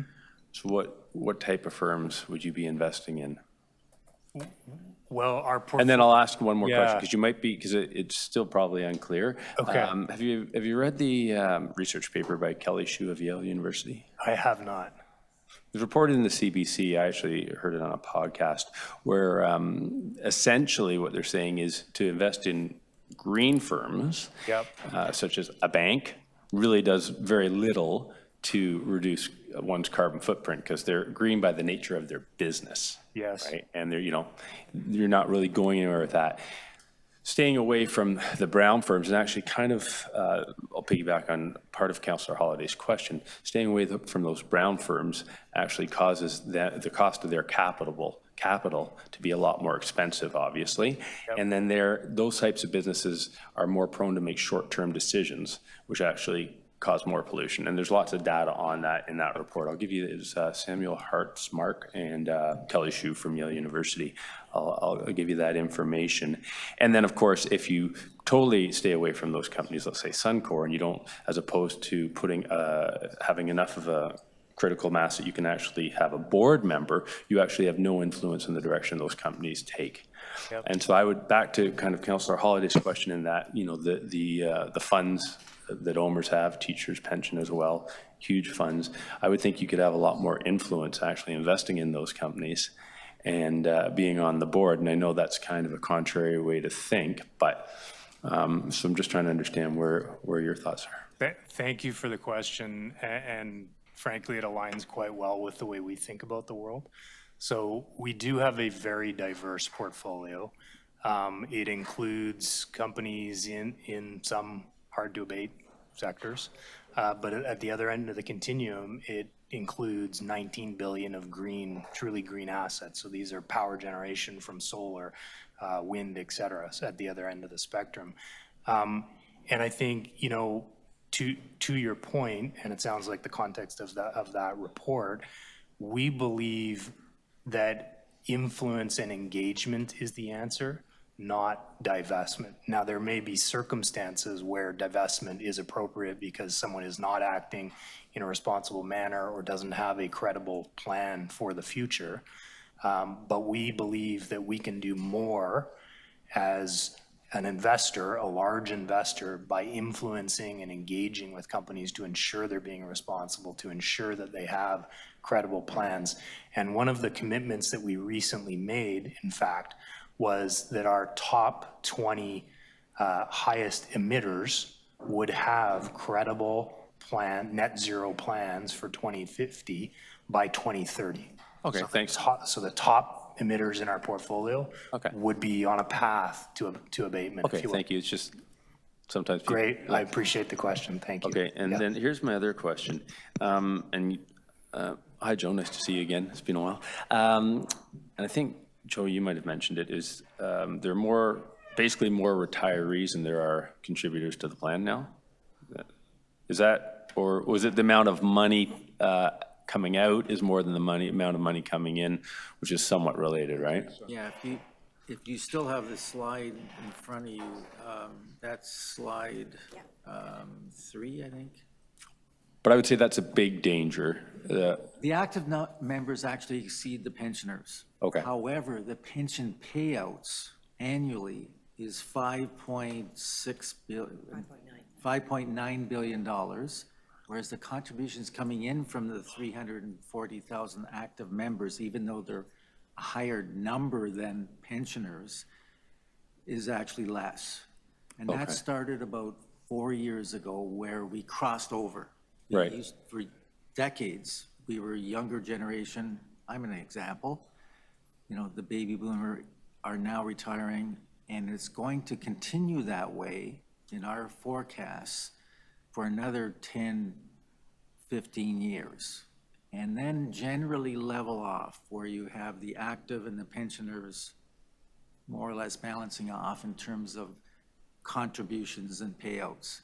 That's what we analyze. That's what we look for in terms of risk going out into the future. But that is a huge risk, right? I mean, we saw that is with a- General Motors. Definitely. A little bit different because the government's always adding employees. Yeah. But, right? Yes. So what would I believe one approach that you probably is part and parcel of that is to no longer index pensions for going forward. That's one approach where you can manage it, right? Somewhat. Right? Are there any other approaches that you might be taking or considering to potentially manage that delta should your projections not be correct? Should it not flatten out? Maybe I could speak to strategy implications here, because I think this is a big driver of the investment strategy. I'll just make a quick comment first. I mean, we have been looking at all those various pieces that, you know, influence that risk. You've named them, you know, call it pension design, contribution rate increase, all of that. We've looked at that for 2 to 3 years, looking out, as I referred to, 20-plus years. The final results of that, we're going to be coming out and making a decision at our Sponsors Corporation Board very shortly later this year. But all of those are the pieces that we've analyzed, various scenarios, et cetera, depending on where we're at. I think what John will speak to is the other consideration for the Sponsors Corporation is how well are we doing investing-wise? And the bottom line is we're doing very well. And that piece is a critical piece that is a piece of the puzzle as well. Yeah, I would only, and I appreciate, I won't prolong this, but I think you're keying on a key distinction between OMERS as a pension fund versus an investment fund. And we have to manage both sides of the equation, the assets on the one hand and the liabilities on the other. And it's an important driver of our strategy. We don't think about our strategy in terms of the objective being to beat the market. We think of our objective as being to pay pensions over the long term. Right. And our strategy has to generate a return within an appropriate risk profile that will accommodate that cash flow gap that you're alluding to, particularly from earnings. Okay, thank you. Thank you both. Thank you. Okay, thank you, Councillor Burnside. Councillor Crisanti? So just to clarify, you're taking in less than you're putting out. That's the bottom line? I'll start quickly. Yes, that's the case. That's part of our maturity pressure that we'll have. However, that's funded. It's within our liabilities that John just referred to. All of our long-term forecasts are building in that maturing increase annual reduction of contributions relative to pension payouts. That's built into all our modeling. Okay, so to what John you knew it was going to happen. I mean, we know. Not unexpected, correct. But your investments make up for any shortfall. Correct. And this is why if you see that So there's no slide- reason to not index. There's no reason because pensioners expect certain payout, right? Do you agree? Sorry, could you repeat the question? So I heard something about indexing. There's no reason not to index when A, you expected it, B, the investments are doing, making up for any shortfall, and it's all going to level off, as you said, at some point. And I'll just reiterate again, Councillor, in the one slide, 3-year commitment by OMERS that there's going to be no changes till the end of 26. And the review that I'm referring to that we'll have final decisions on later this year will reflect on beyond that period of time. All right, then we'll revisit the whole thing at that point. All right, thank you. Yeah. Okay, thank you, Councillor Crisanti. Other questions of the deputants? Mr. Seeing Chair. none. I do have a couple. Mr. Armstrong, I want to ask about OMERS, and you didn't touch on it too much, about the private credit lending that they've started doing and what the strategy is around that, and how OMERS is planning on managing the risks that are coming with it. So this is in fact actually a fairly well-trodden and established strategy within OMERS. OMERS invests alongside some of the leading alternative credit investors in the world. My career prior to joining the board of OMERS was in banking for 20 years, ran an investment bank.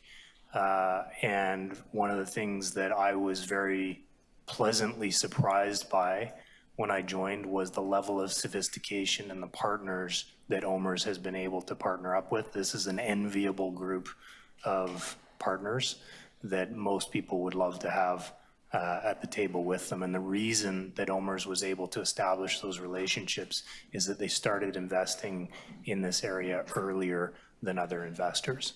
The risk profile is managed through an underwriting team within OMERS. The track record of that team from a loss perspective is exceptional.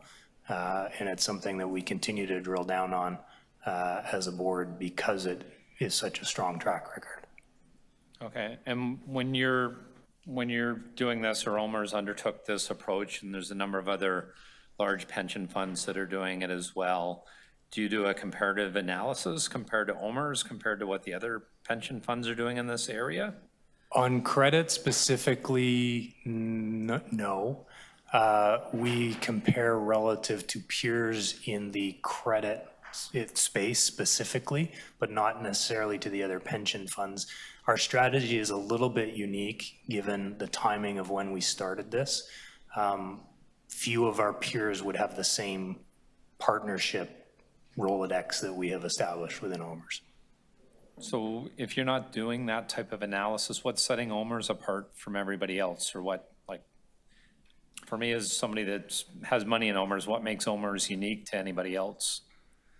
Well, I guess I would say, Mr. Chair, that there is a natural tendency to want to do comparisons. I do believe that our strategy in this space is unique relative to others, and that our focus, as I mentioned a few minutes ago, is not necessarily beating our peers, but ensuring that we can pay our pensions in our circumstance over our time horizons. Okay, and then measures in place to mitigate risks with private equity lending? The measures in risk would be the underwriting process itself as a first line of defense, and then also our risk function does an ongoing monitoring vis-a-vis the credits that are currently outstanding. Okay, and then in terms of the results from the private equity lending, how does that get message to the membership? Like I just happen to be reading about it in the media. There's an article in the Globe and Mail. Yeah, so the results of those investments get reported within our annual report, within the credit segment, if you will. It is, thank you. Celine's just handing me our mid-year results, and to give you a reference point, if you will, to the end of June, credit was in fact a positive contributor to our returns. It generated 3%. Public equities were 5.9, private equity 1.9, infrastructure 2.8, and real estate negative 0.2. So on a relative basis, it was a positive contributor. Sorry, what were the last two numbers? Real estate, last two would be infrastructure 2.8% and real estate negative 0.2. And this was our mid-year result, which was published on our website. So it's available publicly, being my point. Okay, I will do some more digging. Thank you. We can make it easier and provide it to you. All right. that Can would I be answer any- your that would earlier be better. question? Thank you. Can I answer your earlier question on the 20-year return? Yep. 7.6% as of the end of '22. Is the estimated 20 year. 20-year return, yes. Okay. Yeah, we just looked it up in the annual report, sorry. Okay, perfect. Thank you. Joe, I only have one question for you. So on the website, so the Sponsors Corporation website, it says the 2023 board work plan is in development and it'll be updated soon. So it's a, so do you know when soon would be defined as? Board work plan? Yeah, on the board on the Sponsors Corporation portion of the website, it says the 2023 Sponsors Corporation board work plan is in development and it'll be updated soon. Through you, Mr. Chair, we provide, instead of an annual update on the work plan, we provide quarterly updates through the newsletters that are public, Yeah. that Celine sends out to members. So This is just on, this is on the website. on the website, Yeah, they're all posted there. okay. The quarterly work plan, quarterly initiatives through the Sponsors Corporation. I just saw that in the summer when I was doing some research, and then when I was back looking at it again last week, it was still there. So I was just wondering when the website would be updated. That's an oversight then. Okay, I just thought I'd bring that to your attention. Always looking diligently. Thank you, All right, Mr. Chair. thank you. And those are my questions. Thank you very much for coming in this morning. And I need a motion to receive number 4 and this presentation this morning as well. So receive the presentation and adopt. All right, motion to receive the presentation, Councillor Chang, all in favor? And then a motion to adopt the item, all in favor? That carries. Thank you very much. Thank you. Look forward to seeing you again next year. All right, our next item. Our next item is GG 6.5, amendment to blanket contract number 470-22897 with Salivan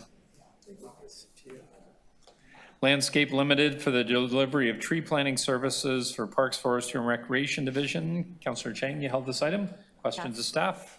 So originally there were 3 contractors and the first contractor dropped out, and that is one of the reasons why this is being moved. I'm just wondering, why did the first contractor drop out?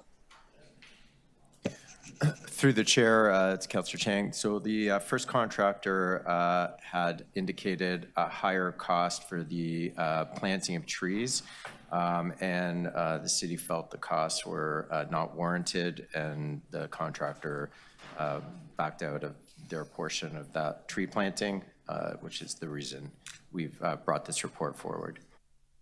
And what kind of quality control is exercised on these contracts? I see new trees going up in my ward and they die, and it's happened on many occasions. So I'm just wondering, you know, do these contracts cover the initial care of the new trees, or is it just plopping them in the ground? I'll turn that question over to Ms. Stalin. Thank you. Through the chair, all of these contractors through this contract, these are trees that are planted within parks and along major arterial roads. The quality control consists of on-site inspections, as well as reviewing the daily work activities. These trees specifically, are on a 2-year warranty, so it includes a watering regime and initial care for the trees planted. Is there a map available to see where these new trees are so that when we see a tree failing, we can align it to, you know, if they're in the 2-year warranty? And so we have some way for community members to monitor how their new trees are doing in their community. Through the chair, I don't have a map today, but that is something we could certainly put together. The other thing that Parks, Forestry, and Recreation would, of course, encourage any residents would be to call into 311. That can be, then the caller can be connected with our division to provide any information on specific trees, locations, warranty periods, etc.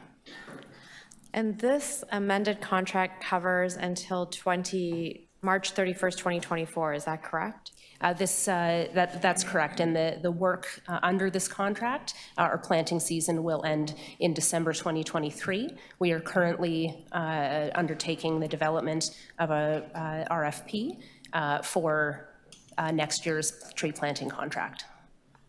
So there's enough of a runway for the next contract to be established since this one is ending shortly? Through the chair, that's correct. And is it likely that we will continue with the current, or it's up to if they bid for these contracts as well? Through the chair, that's correct. Okay, and what is the penalty for contractors if they are not doing a good job?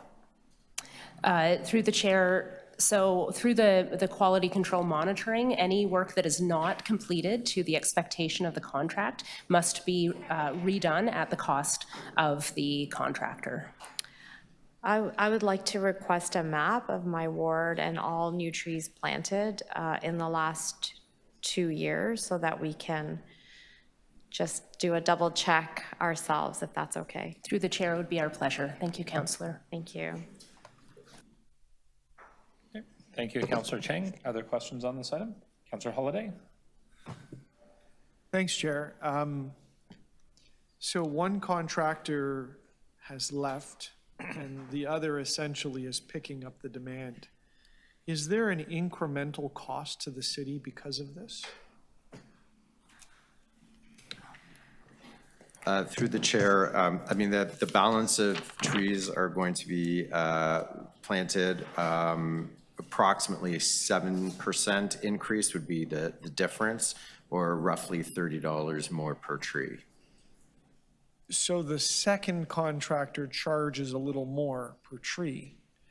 Okay, so maybe this is a broader procurement question beyond just the subject of trees, but if we go out and make contracts with people and then they don't continue, would the taxpayers then have to make up the difference? Or was there an exit opportunity in this case? It's just sort of a principled question. Through the chair, I'll turn that over to my colleague in PMMD. So, through the chair to the councillor. So if they were breaking a contract, there would be potentially repercussions, but we'd have to confer with our legal friends here. In this case, I believe it was just a simple non-renewal, that they just didn't pick up the option. So there would be no different, there is a difference in cost, but we cannot penalize anyone for that. Oh, okay, so I didn't understand that nuance. So in this case, the company decided not to renew. They didn't end the contract early or anything like that. Okay. Through the chair, that's correct. All right. Can you tell me this? In 2023, is the expected price to install trees higher or lower? Is it vectoring up or down? Through the chair, so this was the original contract was in 2020 with 3 option years. So we're not increasing the overall cost of this contract. We're rearranging it between between the secondary vendor. So as the acting GM of PFR said, that the cost of this second vendor is approximately 7% more per tree, but we're not going to be exceeding the contract value. Okay. The prices are based on the 2020 bid? The prices are based on the 2020 bid with the optional years included. Which would have been contemplated at the time? That's correct. All right, thank you, that's helpful. Thank you, Councillor Holyday. Councillor Mantis, if you can hear me, if you could turn your camera on. I'm short of quorum at the moment. Or if I can have Councillor Burnside or Crisanti come back to the room, please. Well, you should get the chair coffee if they're sneaking out for coffee. And everybody else on the committee. Councillor Mantis, if you can hear me, if you can turn your camera back on, if you have the opportunity. Or can I have Councillor Burnside or Crisanti back in committee room 1, please?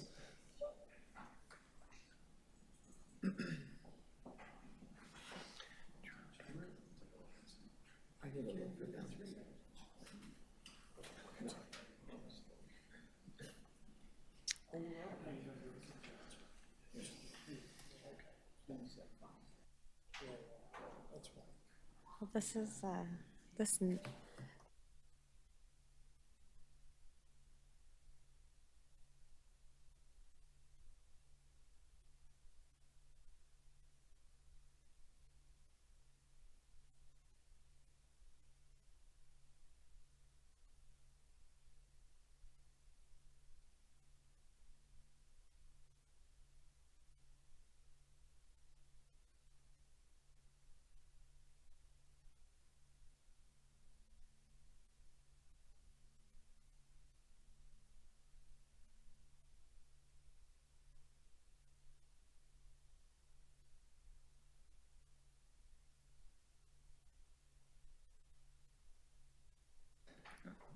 All right, Councillor Crisanti, do you have questions of staff on this item?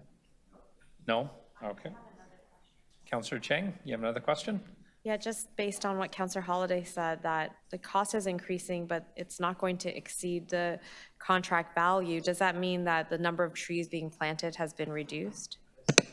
Through the chair, no, we've still hit the target for trees planted through these contracts. Okay, great, thanks. Okay. Speakers on this item? No speakers. Councillor Chang, would you like to move the recommendations? All in favor of the recommendations in GG 6.5? That carries. Thank you. Our next item is GG 6.6, amendment to blanket contract number 47024 380 to Logixx Security Incorporated for citywide security services. Councillor Chang, questions of staff? Sure. Can I just ask for a clarification of Table 1? Is this amendment covering a retroactive cost that we are paying for things from 2022? Or cost overages from 2022? Through the chair to you, Councillor, thanks for the question. Yeah, you're right. The majority of that cost forward is to pay for the to provide contract room that we used up in 2022 and forecast in 2023. And this increase then extends to 2025? That's correct. Is there a list of the line items that have resulted in this increase, and how many of them are one-offs versus how many are long-term new commitments? Through the chair, just to be clear, what this is contract room. Those services existed for the majority, most part, before we moved them from other contracts over. So we do have a list. We have a list that shows that savings, and we have a list of those properties on the contract. So there were contracts that existed in other places that are being consolidated into this contract, and that is resulting in a cost savings? Through the chair, that's correct. Cost savings approximately $518,000, so $500,000. So I can just provide a quick example. An immunization site, as an example, had a higher cost per guard hour for a different company. We ended that contract appropriately, moved that over to the citywide contract for a contract savings. Does that include civic centers? The contract covers 28 sites plus mobile sites, so it includes things like civic centers, water and wastewater plants, PFNR sites like High Park and the ferry terminal, public health headquarters, a number of sites. Is there a reason that this is being consolidated now and not during the budgeting process? Because would council not want the opportunity to, and budget committee, to see how our budget allocation is for security? Through the chair, again, when it comes to the difference between contract room and contract spend, this is all under the 2023 budget. This is all allocated budget already. All this is doing is seeking contract room to move those other company contracts over to under this contract.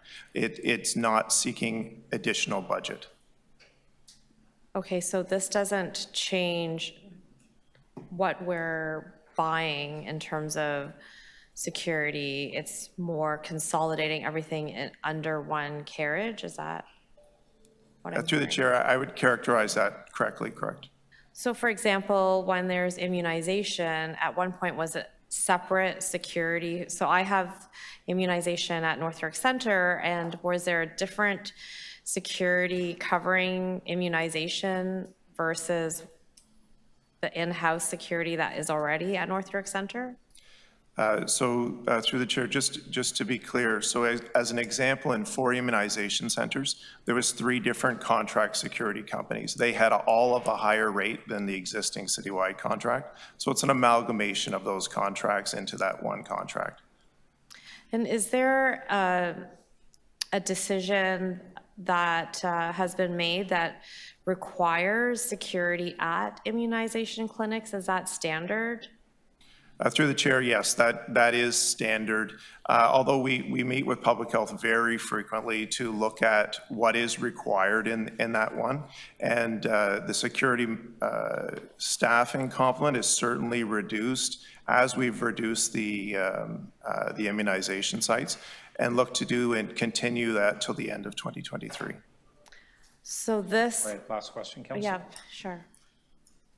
Sorry, so this amendment request is simply creating room that allows us to finish this year because there were overages in previous years. Is that what is happening here?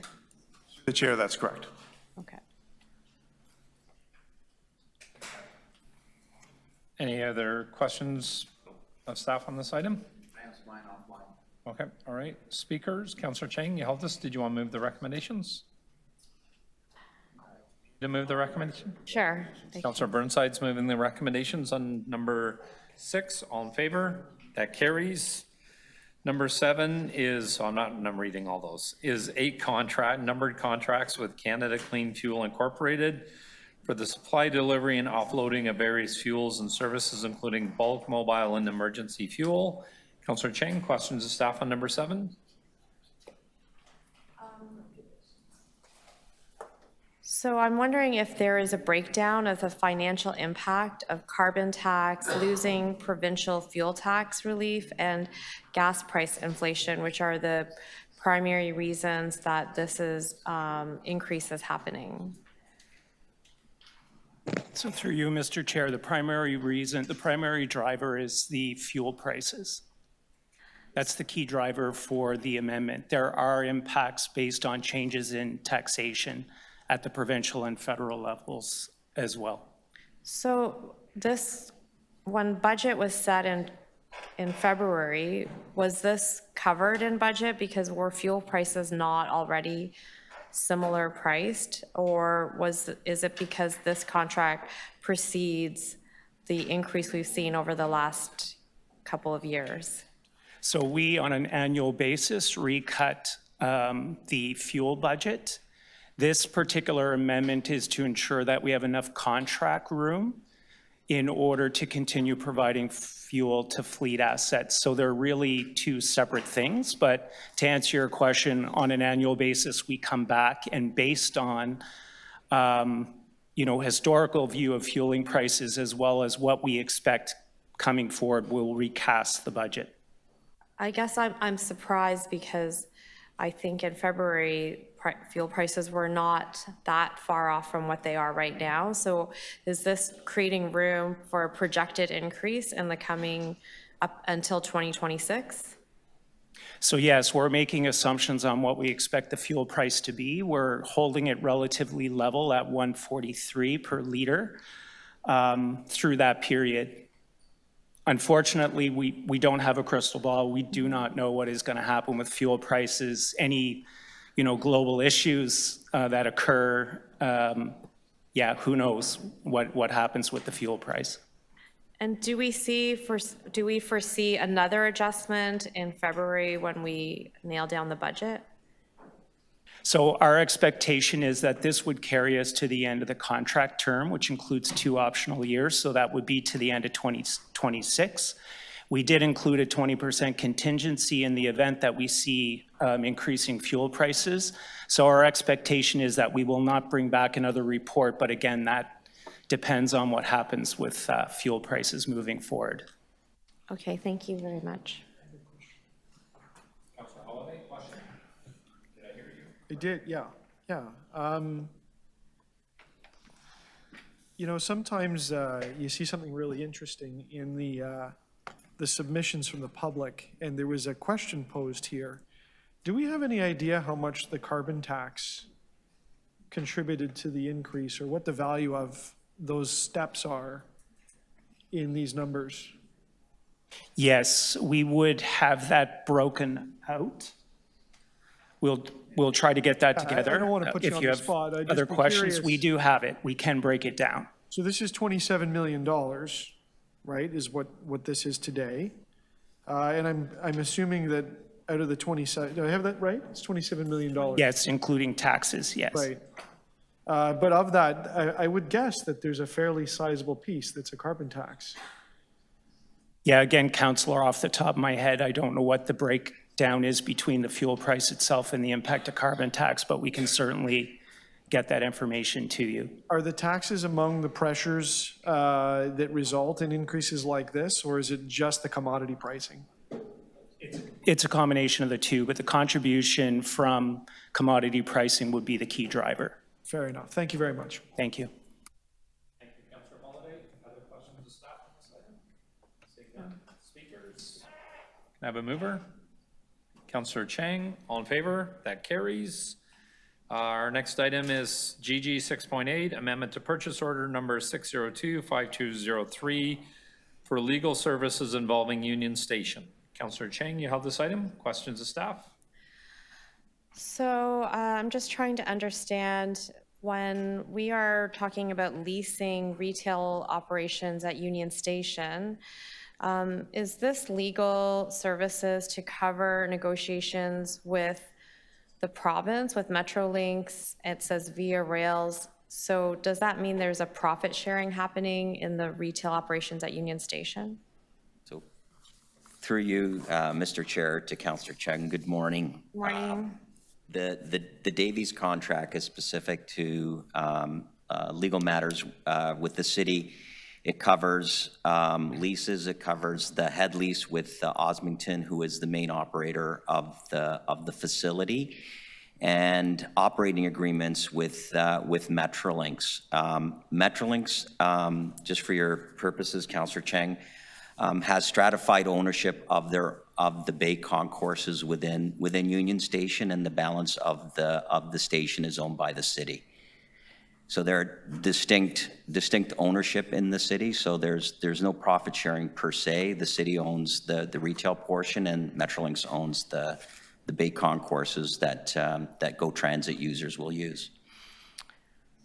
So these services are described as licensing agreements between these different stakeholders. If there's no financial implications, I'm just wondering why it's not a one and done, and why it's an extended contract negotiation. So there's a variety of agreements. So with Osmington, we have the head lease. We still have other retail operations that would require the expertise of Davies. Davies, so you're aware, Councillor, has been on this file since 2007. And we're making amendments to the head lease agreement as we move forward, as we want to complete the balance of the retail operations.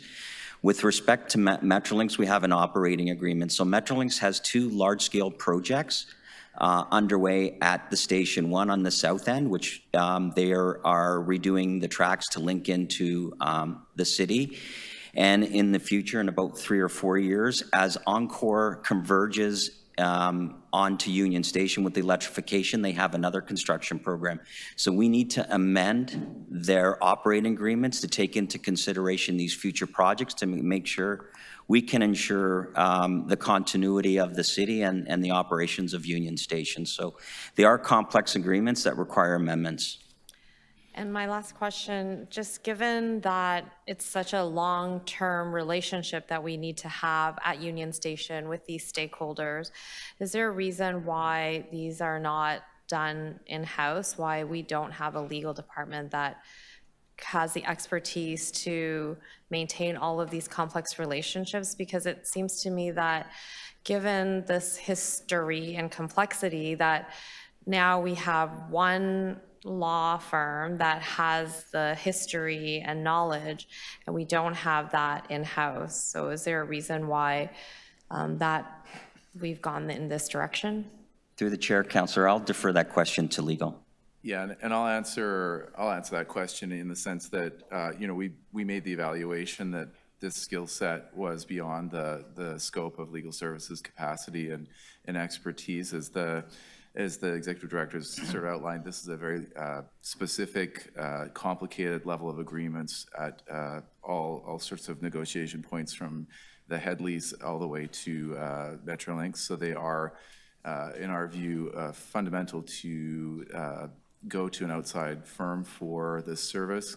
And I'd also highlight that this is specifically to the Union Station revitalization project. So this is not meant to be a permanent, ongoing, never-ending retainer. It is meant to come to an end once this project is done, and that's a few years' time. I'm sorry, and how long? Be a few more years' time. Our anticipated timing is a few more years of these negotiations. As the executive director again has outlined, there are some final changes that are required, and that our expectation is a few years. Our expectation is this amendment should be sufficient to carry out the final work under the retainer. Okay, thank you. Thank you, Councillor Chang. Other questions of staff on this item? Seeing none. I just wanted to ask, so in terms of this contract and don't worry, Pat, it's a legal question. I want to, so we're paying lawyers to do this work, and I know like it's Union Station, it's been ongoing for a while.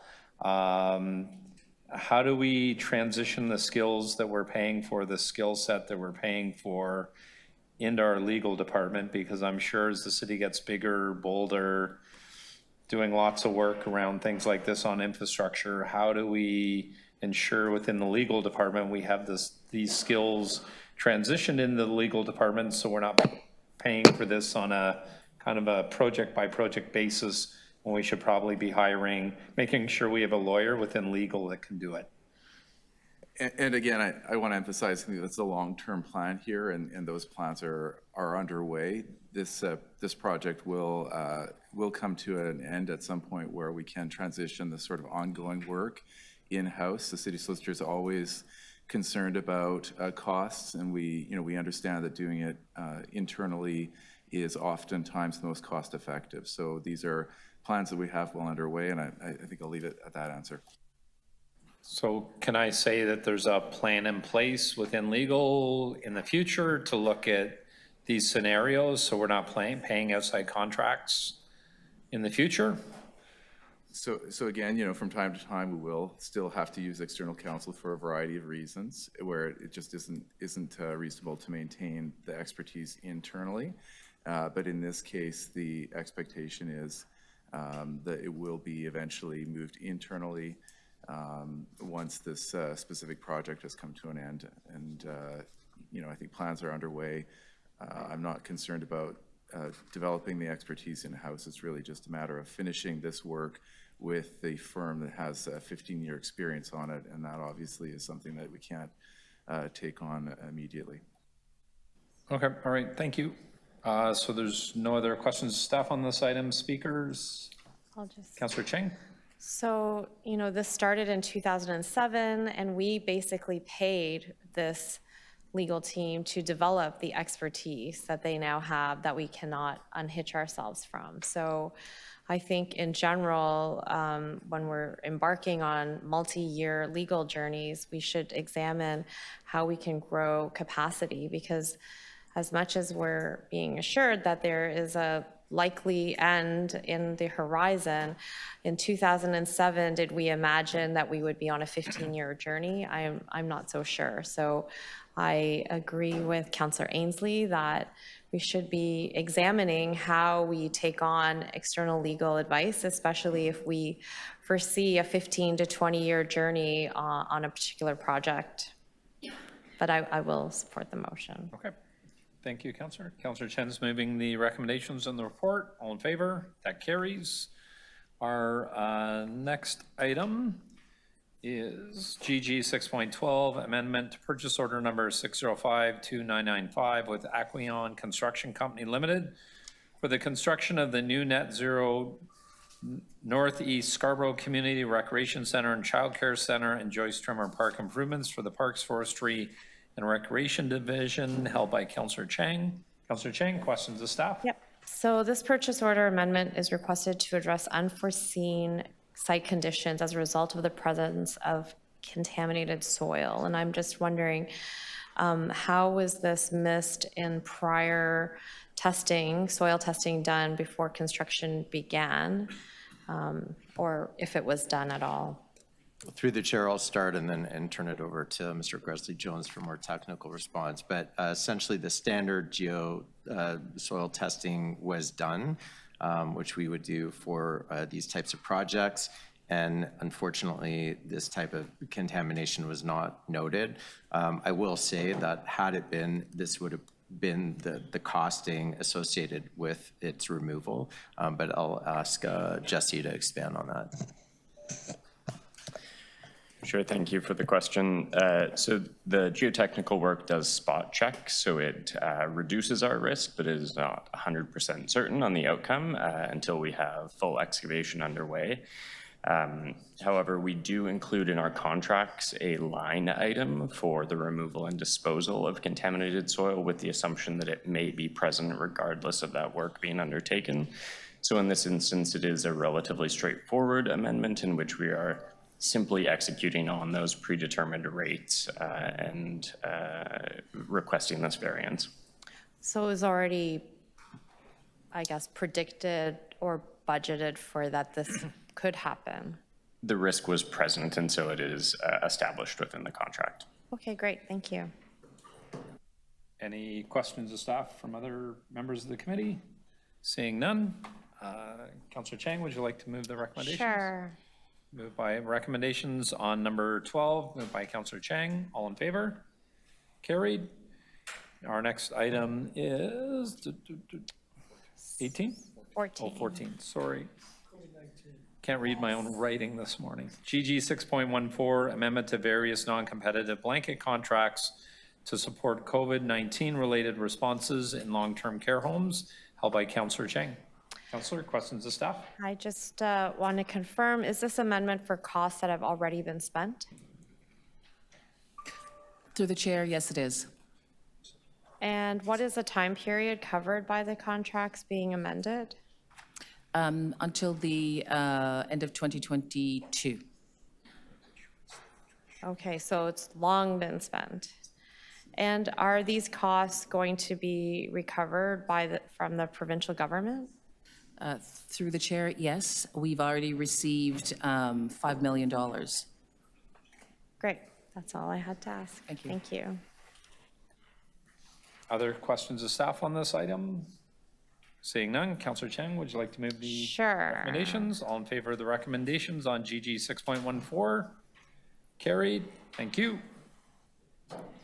Our next item is GG 6.17, award of negotiated request for proposal document number 37039522212 for the management of play, pro shops, food and beverage services at 5 city-operated golf courses. Councillor Cheng, questions of staff? Sure. I'm wondering, has there ever been any examination of whether or not golf course revenues are optimal or how they could be improved?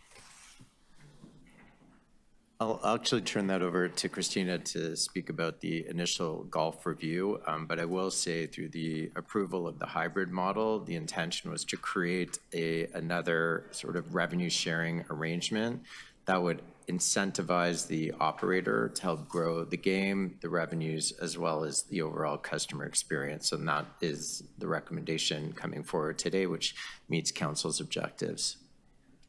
So we're incentivizing them to grow their revenue by saying the first $1 million that they make on retail or the first $2.5 million that they make on food and beverage, they get to keep, and then after that, we get 2%. Is that correct? Through the chair, that is correct. But I will say it's, I believe, 20% above the minimum thresholds for those lines of business. And golf carts as well.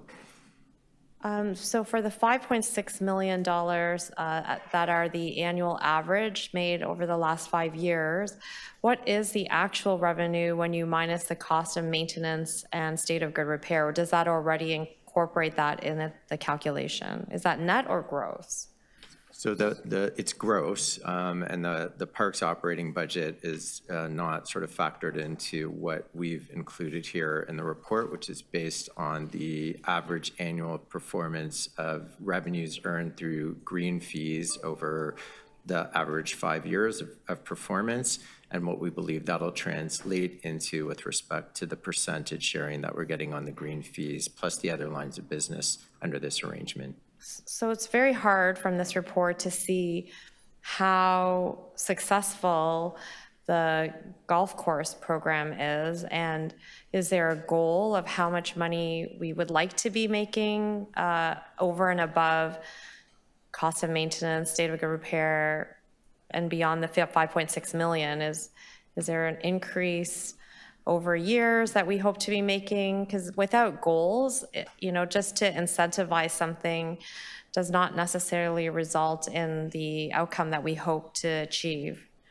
So I'll say that the report indicates that we will, the intention and the goal or the outcome is to maintain this, at a minimum, the city's current sort of financial position, and has established minimum thresholds within the agreement to protect the city's financial interests. But the overall outcome that council approved in moving the hybrid model forward is an improved customer experience, a continuous improvement with respect to the operation and maintenance of the golf courses, both for golfers and non-golfers. So we believe through the investments we've negotiated with this vendor, i.e. capital of $750,000 in the first 5 years and $100,000 in each subsequent year.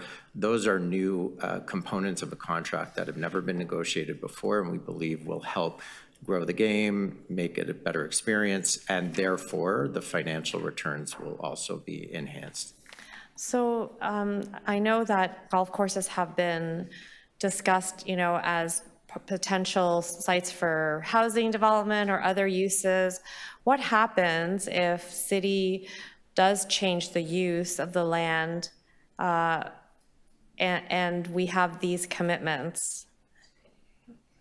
Well, for the zoning perspective, I mean, these are zoned parkland, so they would not be eligible for housing or other uses, nor is the land necessarily appropriate for it, given they are in floodplains.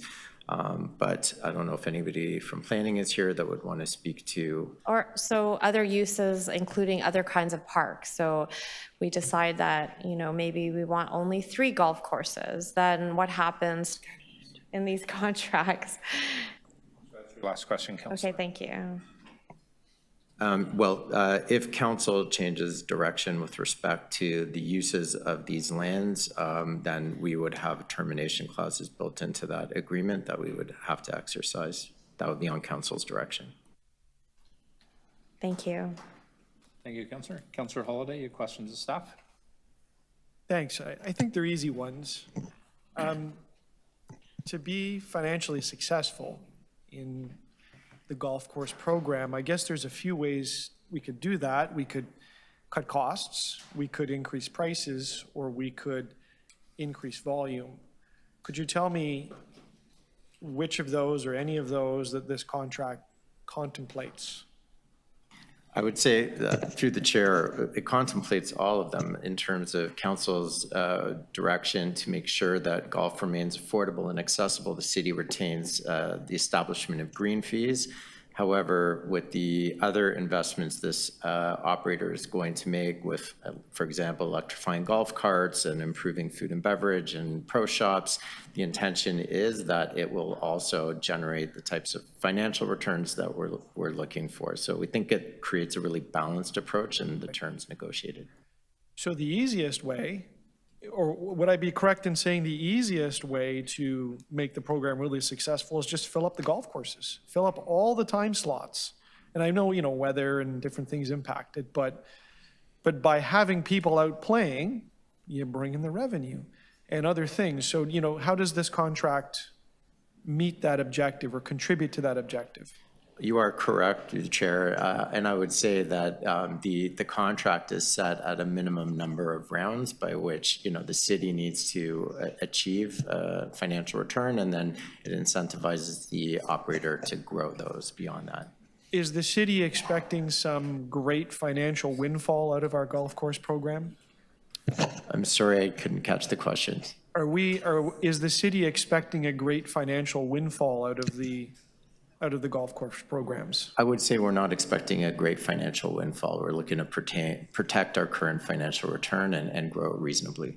Right. So we charge people a fee to attract them to those golf courses. We don't raise it up really high because that would otherwise be a barrier to play. That's correct. Could we assure the taxpayers of the city that the intent is and the practice is to make it self-sustaining? So the taxpayers aren't necessarily subsidizing this program. It kind of works, right? We charge people, you fill the golf courses, and it looks after itself. That's correct. Thanks very much. So I have one more question unless somebody else has a question. So just in order to get this contract, did this company provide a business plan of how they plan to grow the business in order to achieve the goals that have been set? Yeah, through the chair, the NRFP process that we undertook was quite comprehensive in terms of what the requirements were for any of the bidders, and the evaluation was based on a sound business plan as well as the industry expertise that the vendor was bringing to the city. Has it ever been, have we ever explored a private partnership to create event space on the golf courses or to animate them in different ways when they're not being played? Chair, what we've actually negotiated in with this agreement is that the vendor will be contributing $50,000 annually to host community events and looking at non-golf community programming and animation, which complements the work the city is already doing to create more accessible golf courses year-round. Great, thank you. Thank you, Councillor Chang. Other questions on this item by members of the committee? No. Howie, I have one. Sorry, Councillor Mansis. Yes. Councillor Mansis, go ahead. Thank you, Mr. Chair. Yes, I got a question to Howie as well, or actually Howie, I'll give you 3 questions all at once, and you can answer them the way that you want. First, I would like to also say thank you to our local 416, who had provided the golf courses for the children this year and consecutive years in the past, and did the movie night on at the golf course at Tamo Shanser. I would like to also ask, we're not looking to reduce any golf courses in the near future, because I mean the questions that I've heard sort of indicate also that we might be looking to downsize the amount of courses that we have.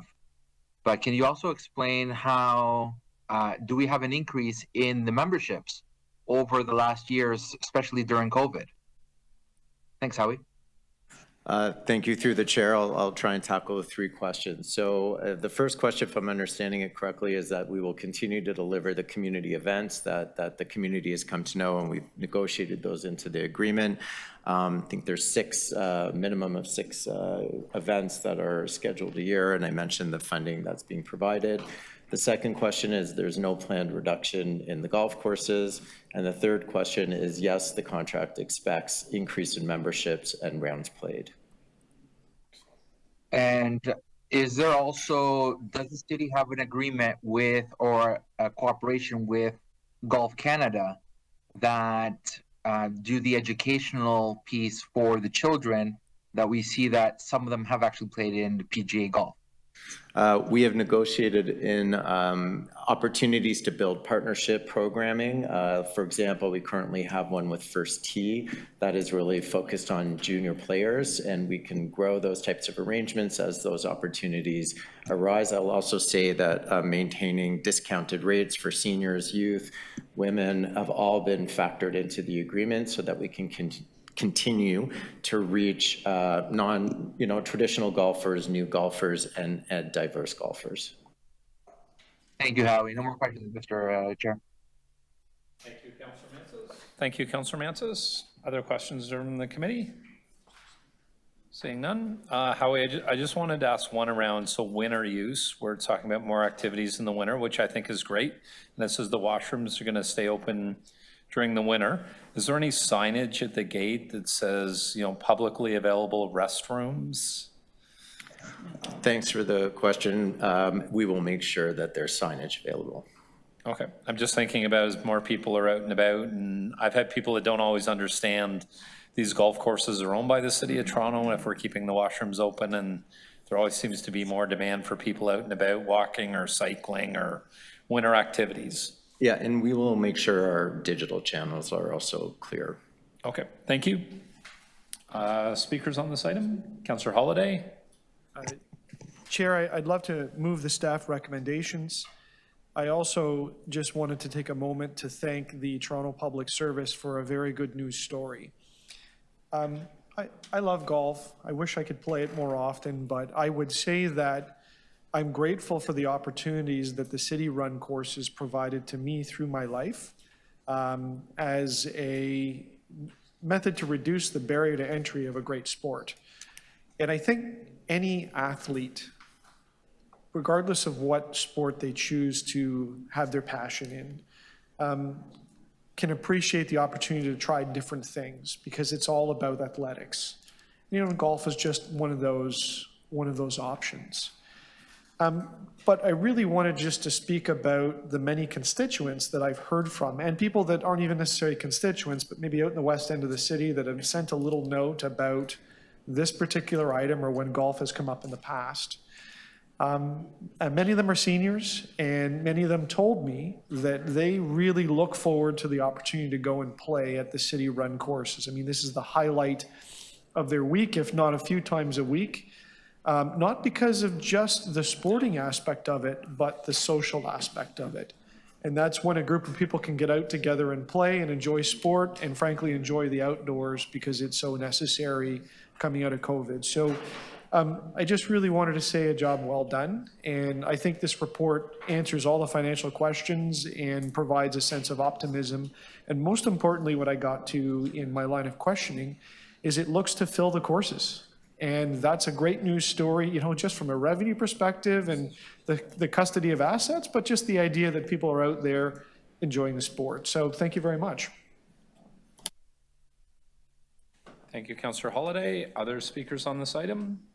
Councillor Cheng? Oh, I'm good. Councillor Cheng?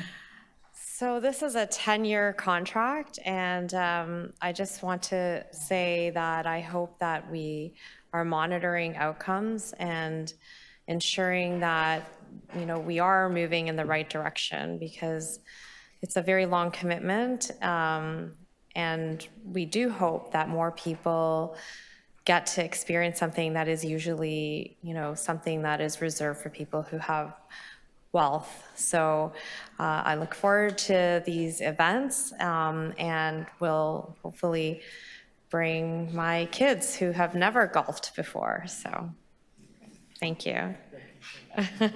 Thank you, Councillor Cheng. Councillor Cheng would like to move the recommendations. All in favor? That carries. I said it first.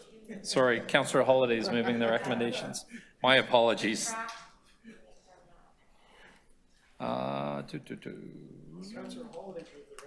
Councillor Holiday moved the recommendations for the 5 city-owned operated golf courses.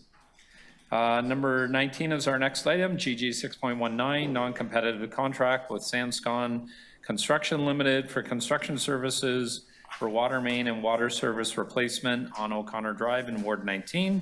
Councillor Cheng, you held the item. Questions of staff? Thank you. So I see the financial impact is for 2023, and I'm wondering, what is the timeline? Is this going to be completed by the end of this year, or will the work extend into 2024? Thank you for the question. Through the chair, the expectation is that the work will, the current work that's underway on O'Connor Drive, what will happen is we'll be, with this non-competitive procurement included, we'll begin work immediately on the water main. And then that will take place through the winter, and then the balance of the work under the original contract will proceed for the following year. So this work will be spent in 2023 largely, and then the remaining contract work will proceed in 2024 with the total construction completed by the end of 2024. That makes yeah, that makes. Thank you. So even though this is my, I don't know, 4th, 5th GGC, I'm still relatively new and consider this a learning.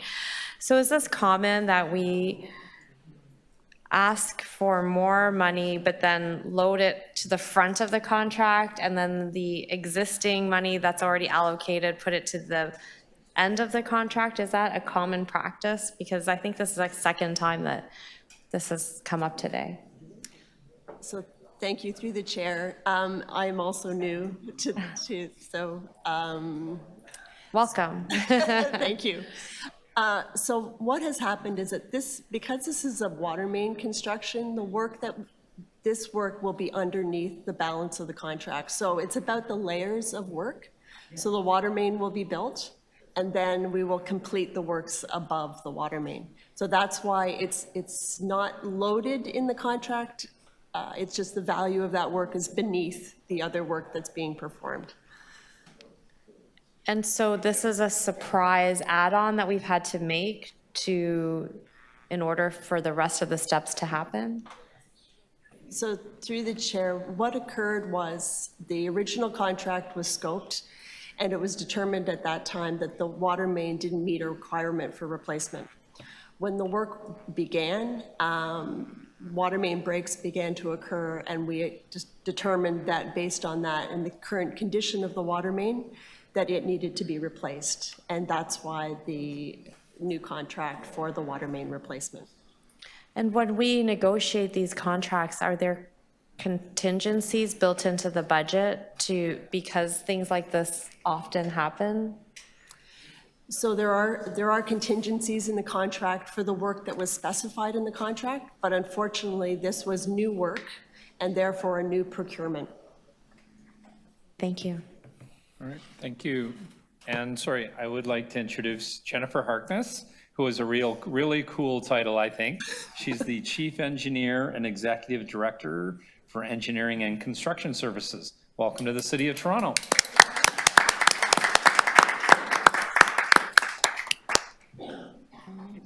Theme of this morning, that's a stellar title. Other questions of staff on this item? Seeing none. Jennifer, I have to ask one. Yes. So around the model for this company doing the work, is it construction contractor, and we've hired a contractor to supervise them, and then city staff over the contractor?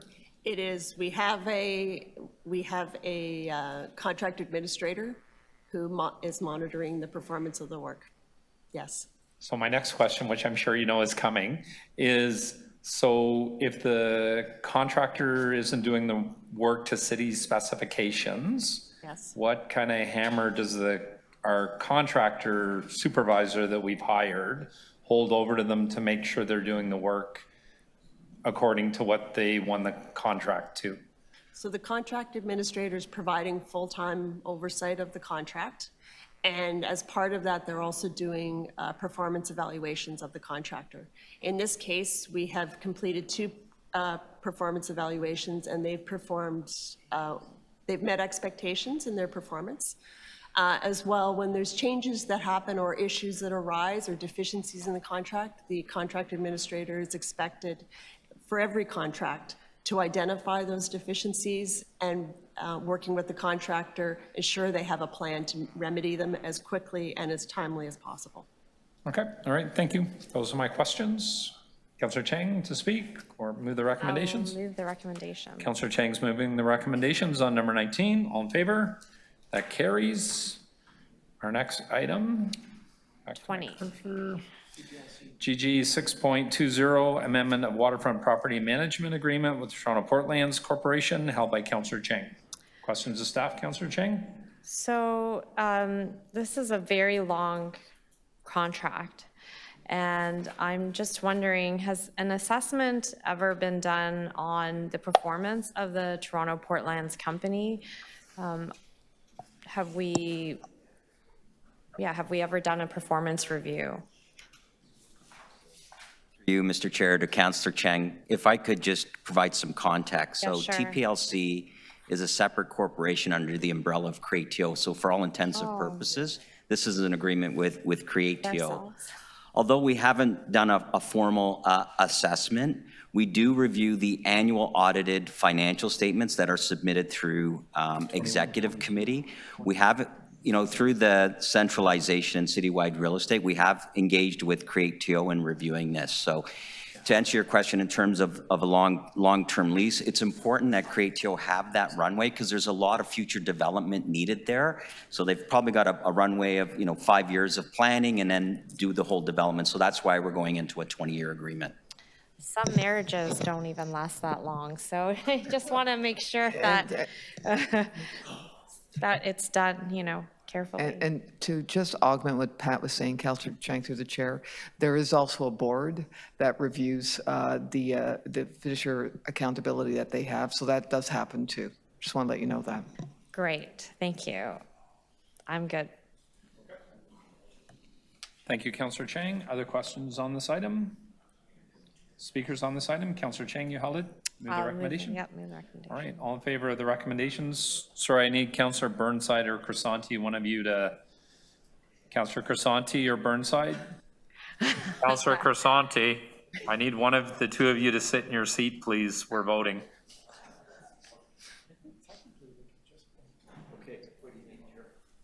That's okay. So we're voting on the recommendations in 6.20. Moved by Councillor Chang. All in favor?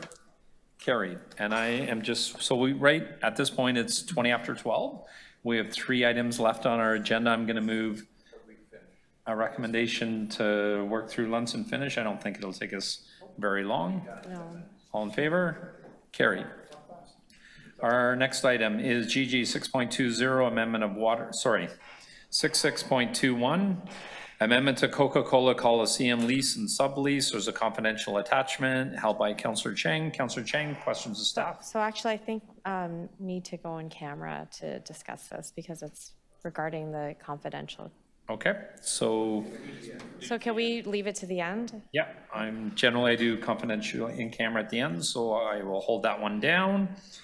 Next one is GG 6.22, declaration surplus of city walkway between 19 and 23, Lord Roberts Drive in Ward 21 in Scarborough.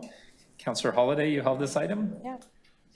My question, I think, is rather straightforward, and I don't know who it goes to, maybe real estate. You'll take it, Councillor? It'll be Pat. Let me know. So this is the surplus of a walkway, and the report talks about the gas company might want to put a gas pipe in there to facilitate Metrolink's work.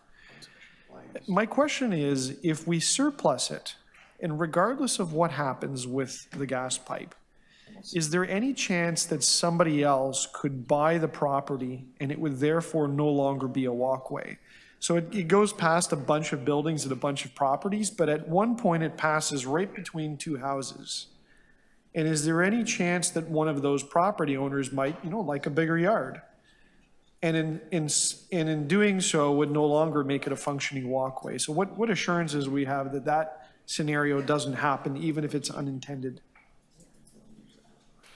Through you, Mr. Chair, to Councillor Holiday. So the declaration it's a two-part process. One is to declare the interest that Enbridge is looking for, and it's actually below grade, Councillor. It's not above grade. So I just want to be clear, that's the relocation of a gas line as a result of the subway, Scarborough subway expansion.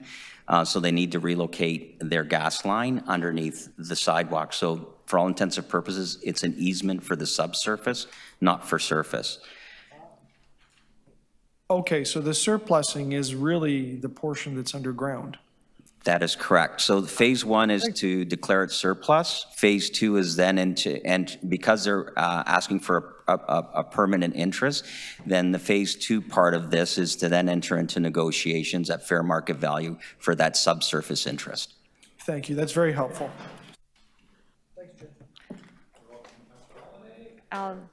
Councillor Holiday, would you like to move the amendment? Sorry, Councillor Cheng? So I'm just curious why they have to own it. If we have the walkway above it, then would we not want to maintain control of that whole piece, including what's happening under the walkway? Through you, Mr. Chair, to Councillor Cheng, sorry, I got tongue-tied. Because they're requesting a permanent interest, and then they would assume all liability with respect to that. So it's best that because it's underground, the risk is theirs, not the city's, in the event of a leak or anything like that. So does that mean the liability above ground would also be theirs if something happens underground that impacts the safety above ground? Through the chair, I believe that's correct, but I could defer that question to legal and those kinds of matters. Yes, so that's my understanding as well. I'm not as familiar with the file as the executive director, but I believe that's correct. So this is just to be totally clear, we're surplusing underground property, not above ground. Through the chair, to you, Councillor Cheng, that is correct, and then we will negotiate what the fair market value is for that subsurface piece of property. Okay, thank you. You're welcome. Oh, sorry, that's Pat's answer. Pat's supposed to say you're welcome. Other questions of staff on this item? Seeing none, Councillor Holiday, would you like to move the recommendations? So move, Mr. Chair. Thank you. Councillor Holiday is moving the recommendations in GG 6.22. All in favor? That carries. Our next item is GG 6.24, status of outstanding payments in lieu of tax amounts for federal, provincial, and municipal properties, and proposed delegation of authority to committee to hear and decide on applications with respect to PILTs. Councillor Chang, you have this item? Yep. So I just was reading here that Toronto Port Authority, Billy Bishop, and Greater Toronto Airport Authority all owe payment in lieu of taxes and have been deemed uncollectible. Can you explain what's happening there, please? Yes, through the chair, Councillor Cheng. These three amounts, these are the amounts identified in the first three rows of Table 2 in the report. Toronto Port Authority, these are amounts that are deemed to be no longer collectible because either as a result of an error or we're making an adjustment, an accounting adjustment to show these amounts as no longer payable. So it's not that they weren't paid by the agency, they are no longer payable. In the case of the Toronto Port Authority, those are water lots that were formerly owned by the Toronto Harbour Commissioner, leased to the City of Toronto. These lands are now have been returned as exempt by MPAC These were payments in lieu that were identified in error as being payable by the Toronto Port Authority. So we're simply correcting the error. These lands are now returned exempt. So those ones that's taken care of. The Billy Bishop Airport is, as a result of the way taxes and payments in lieu are billed to federal properties and airport properties, the tax receivable, the payment in lieu receivable is calculated by the CVA times the tax rate. But in the case of federal airport authorities, we actually bill these properties based on a per passenger basis. So what we're writing off is the difference between the legislated per passenger basis for payments in lieu and the amount that was calculated by our tax billing system. So it's simply an adjustment, a correction to our billing system to remove these amounts that are not collectible. In the case of the Greater Toronto Airport Authority, that is the single property, that is the small portion of Pearson Airport that lies within Toronto's boundaries.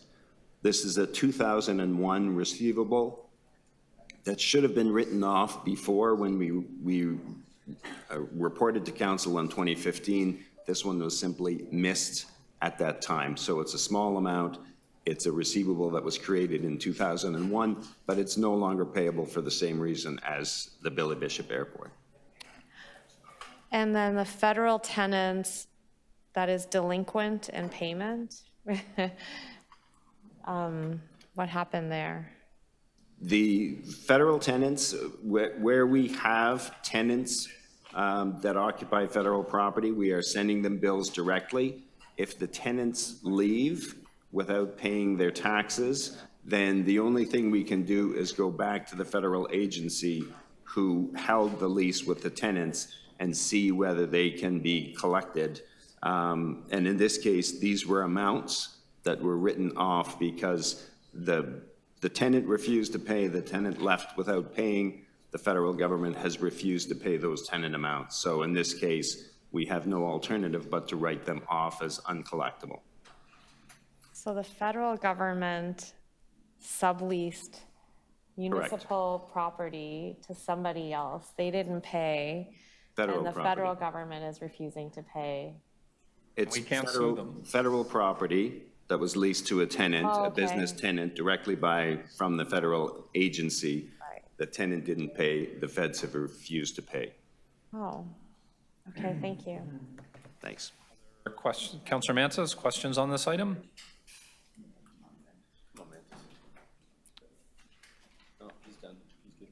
Councillor Mantas, I thought I saw your hand up. No, he was just scratching his head. Sorry, I did. Wrong button instead of the unmuting. Apologize for that. To Case and Brendan. Mr. Brendan, do you find that the tax that is owed by the Port Authority because of the PILT is higher in today's terms than the amount that has been negotiated between the government and the Airport Authority for the per passenger amount? Through you, Mr. Chair. At the time the per passenger basis was adopted, it was a matter of agreement between the province of Ontario, the City of Toronto, and the Port Authority at that time. So we basically approved the scheme that was put in place for per passenger payments for the airport authorities. So we were party to those discussions. We were in agreement with that method of charging. Correct, and no one is refusing or denying that. But seeing the economic situation that we have going forward, do you find that the amounts in today's terms are probably higher than the amounts that were negotiated at that time?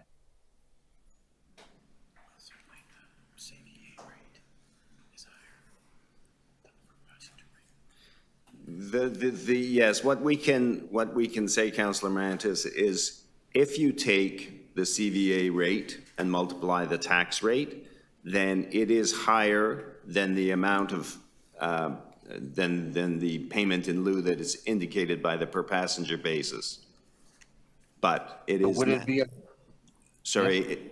Sorry. Go ahead. Would it also be a good idea to maybe we should be re-looking or re-examining our negotiations with the other levels of government for the tax payments or the per passenger amounts? We could certainly. Become more expensive? We could certainly entertain discussions on the method of charging, but this is now a matter of legislation. It is set out by the province in regulation, the method that we're approving here. So again, we would go back to the province because of the regulatory authority that we're following. Perfect. Thank you, Mr. Brandon. Thank you, Mr. Chair. Thank you, Councillor Mantas. Other questions of staff on this item? Seeing none, speakers? Somebody like to move the recommendations in the report? Councillor Burnside, all in favor? That carries. Our next item, we're going back to number 22. GG 6.22, declaration, sorry, that's not it. Number 21, GG 6.21, amendment to the Coca-Cola Coliseum lease and sublease held by Councillor Cheng. She's requested we go in camera. I have a motion that's gonna, Matthew is gonna put on the screen for me. Yeah, if you want to move it, sure. Councillor Holyday. Sure, thanks, Chair. That the General Government and Licensing Committee meet in closed session to consider the following. GG 6.21, amendment to Coca-Cola Coliseum lease and sublease. Reason for confidentiality, measures to be applied to negotiations by or on behalf of the municipality or local board. All in favor? That carries. And then we just need a few minutes to prepare the room, and anybody that's not involved in this lease negotiation, if I could please ask you to leave the room, including members of the public, and we will reconvene publicly after this item is dealt with. Thank you.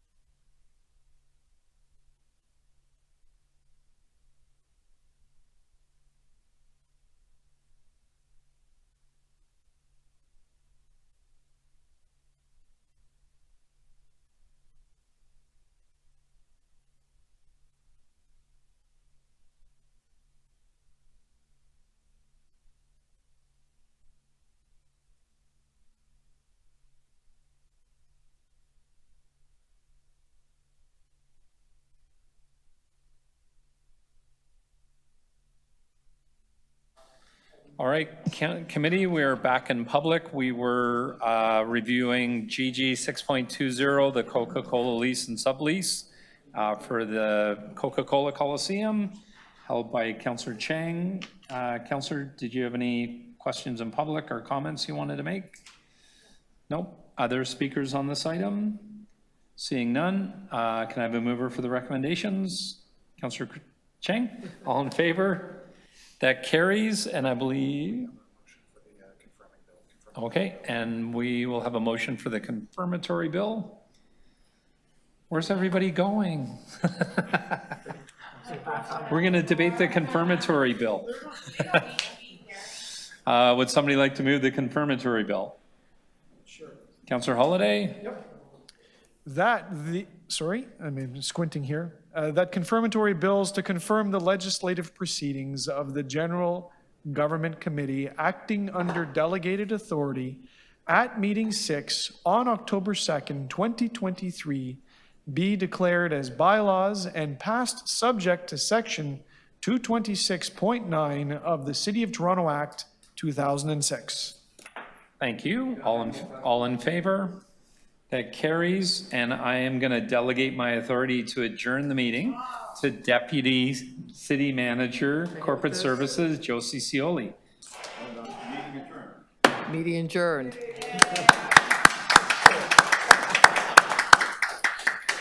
A lot of power there. I love this thing.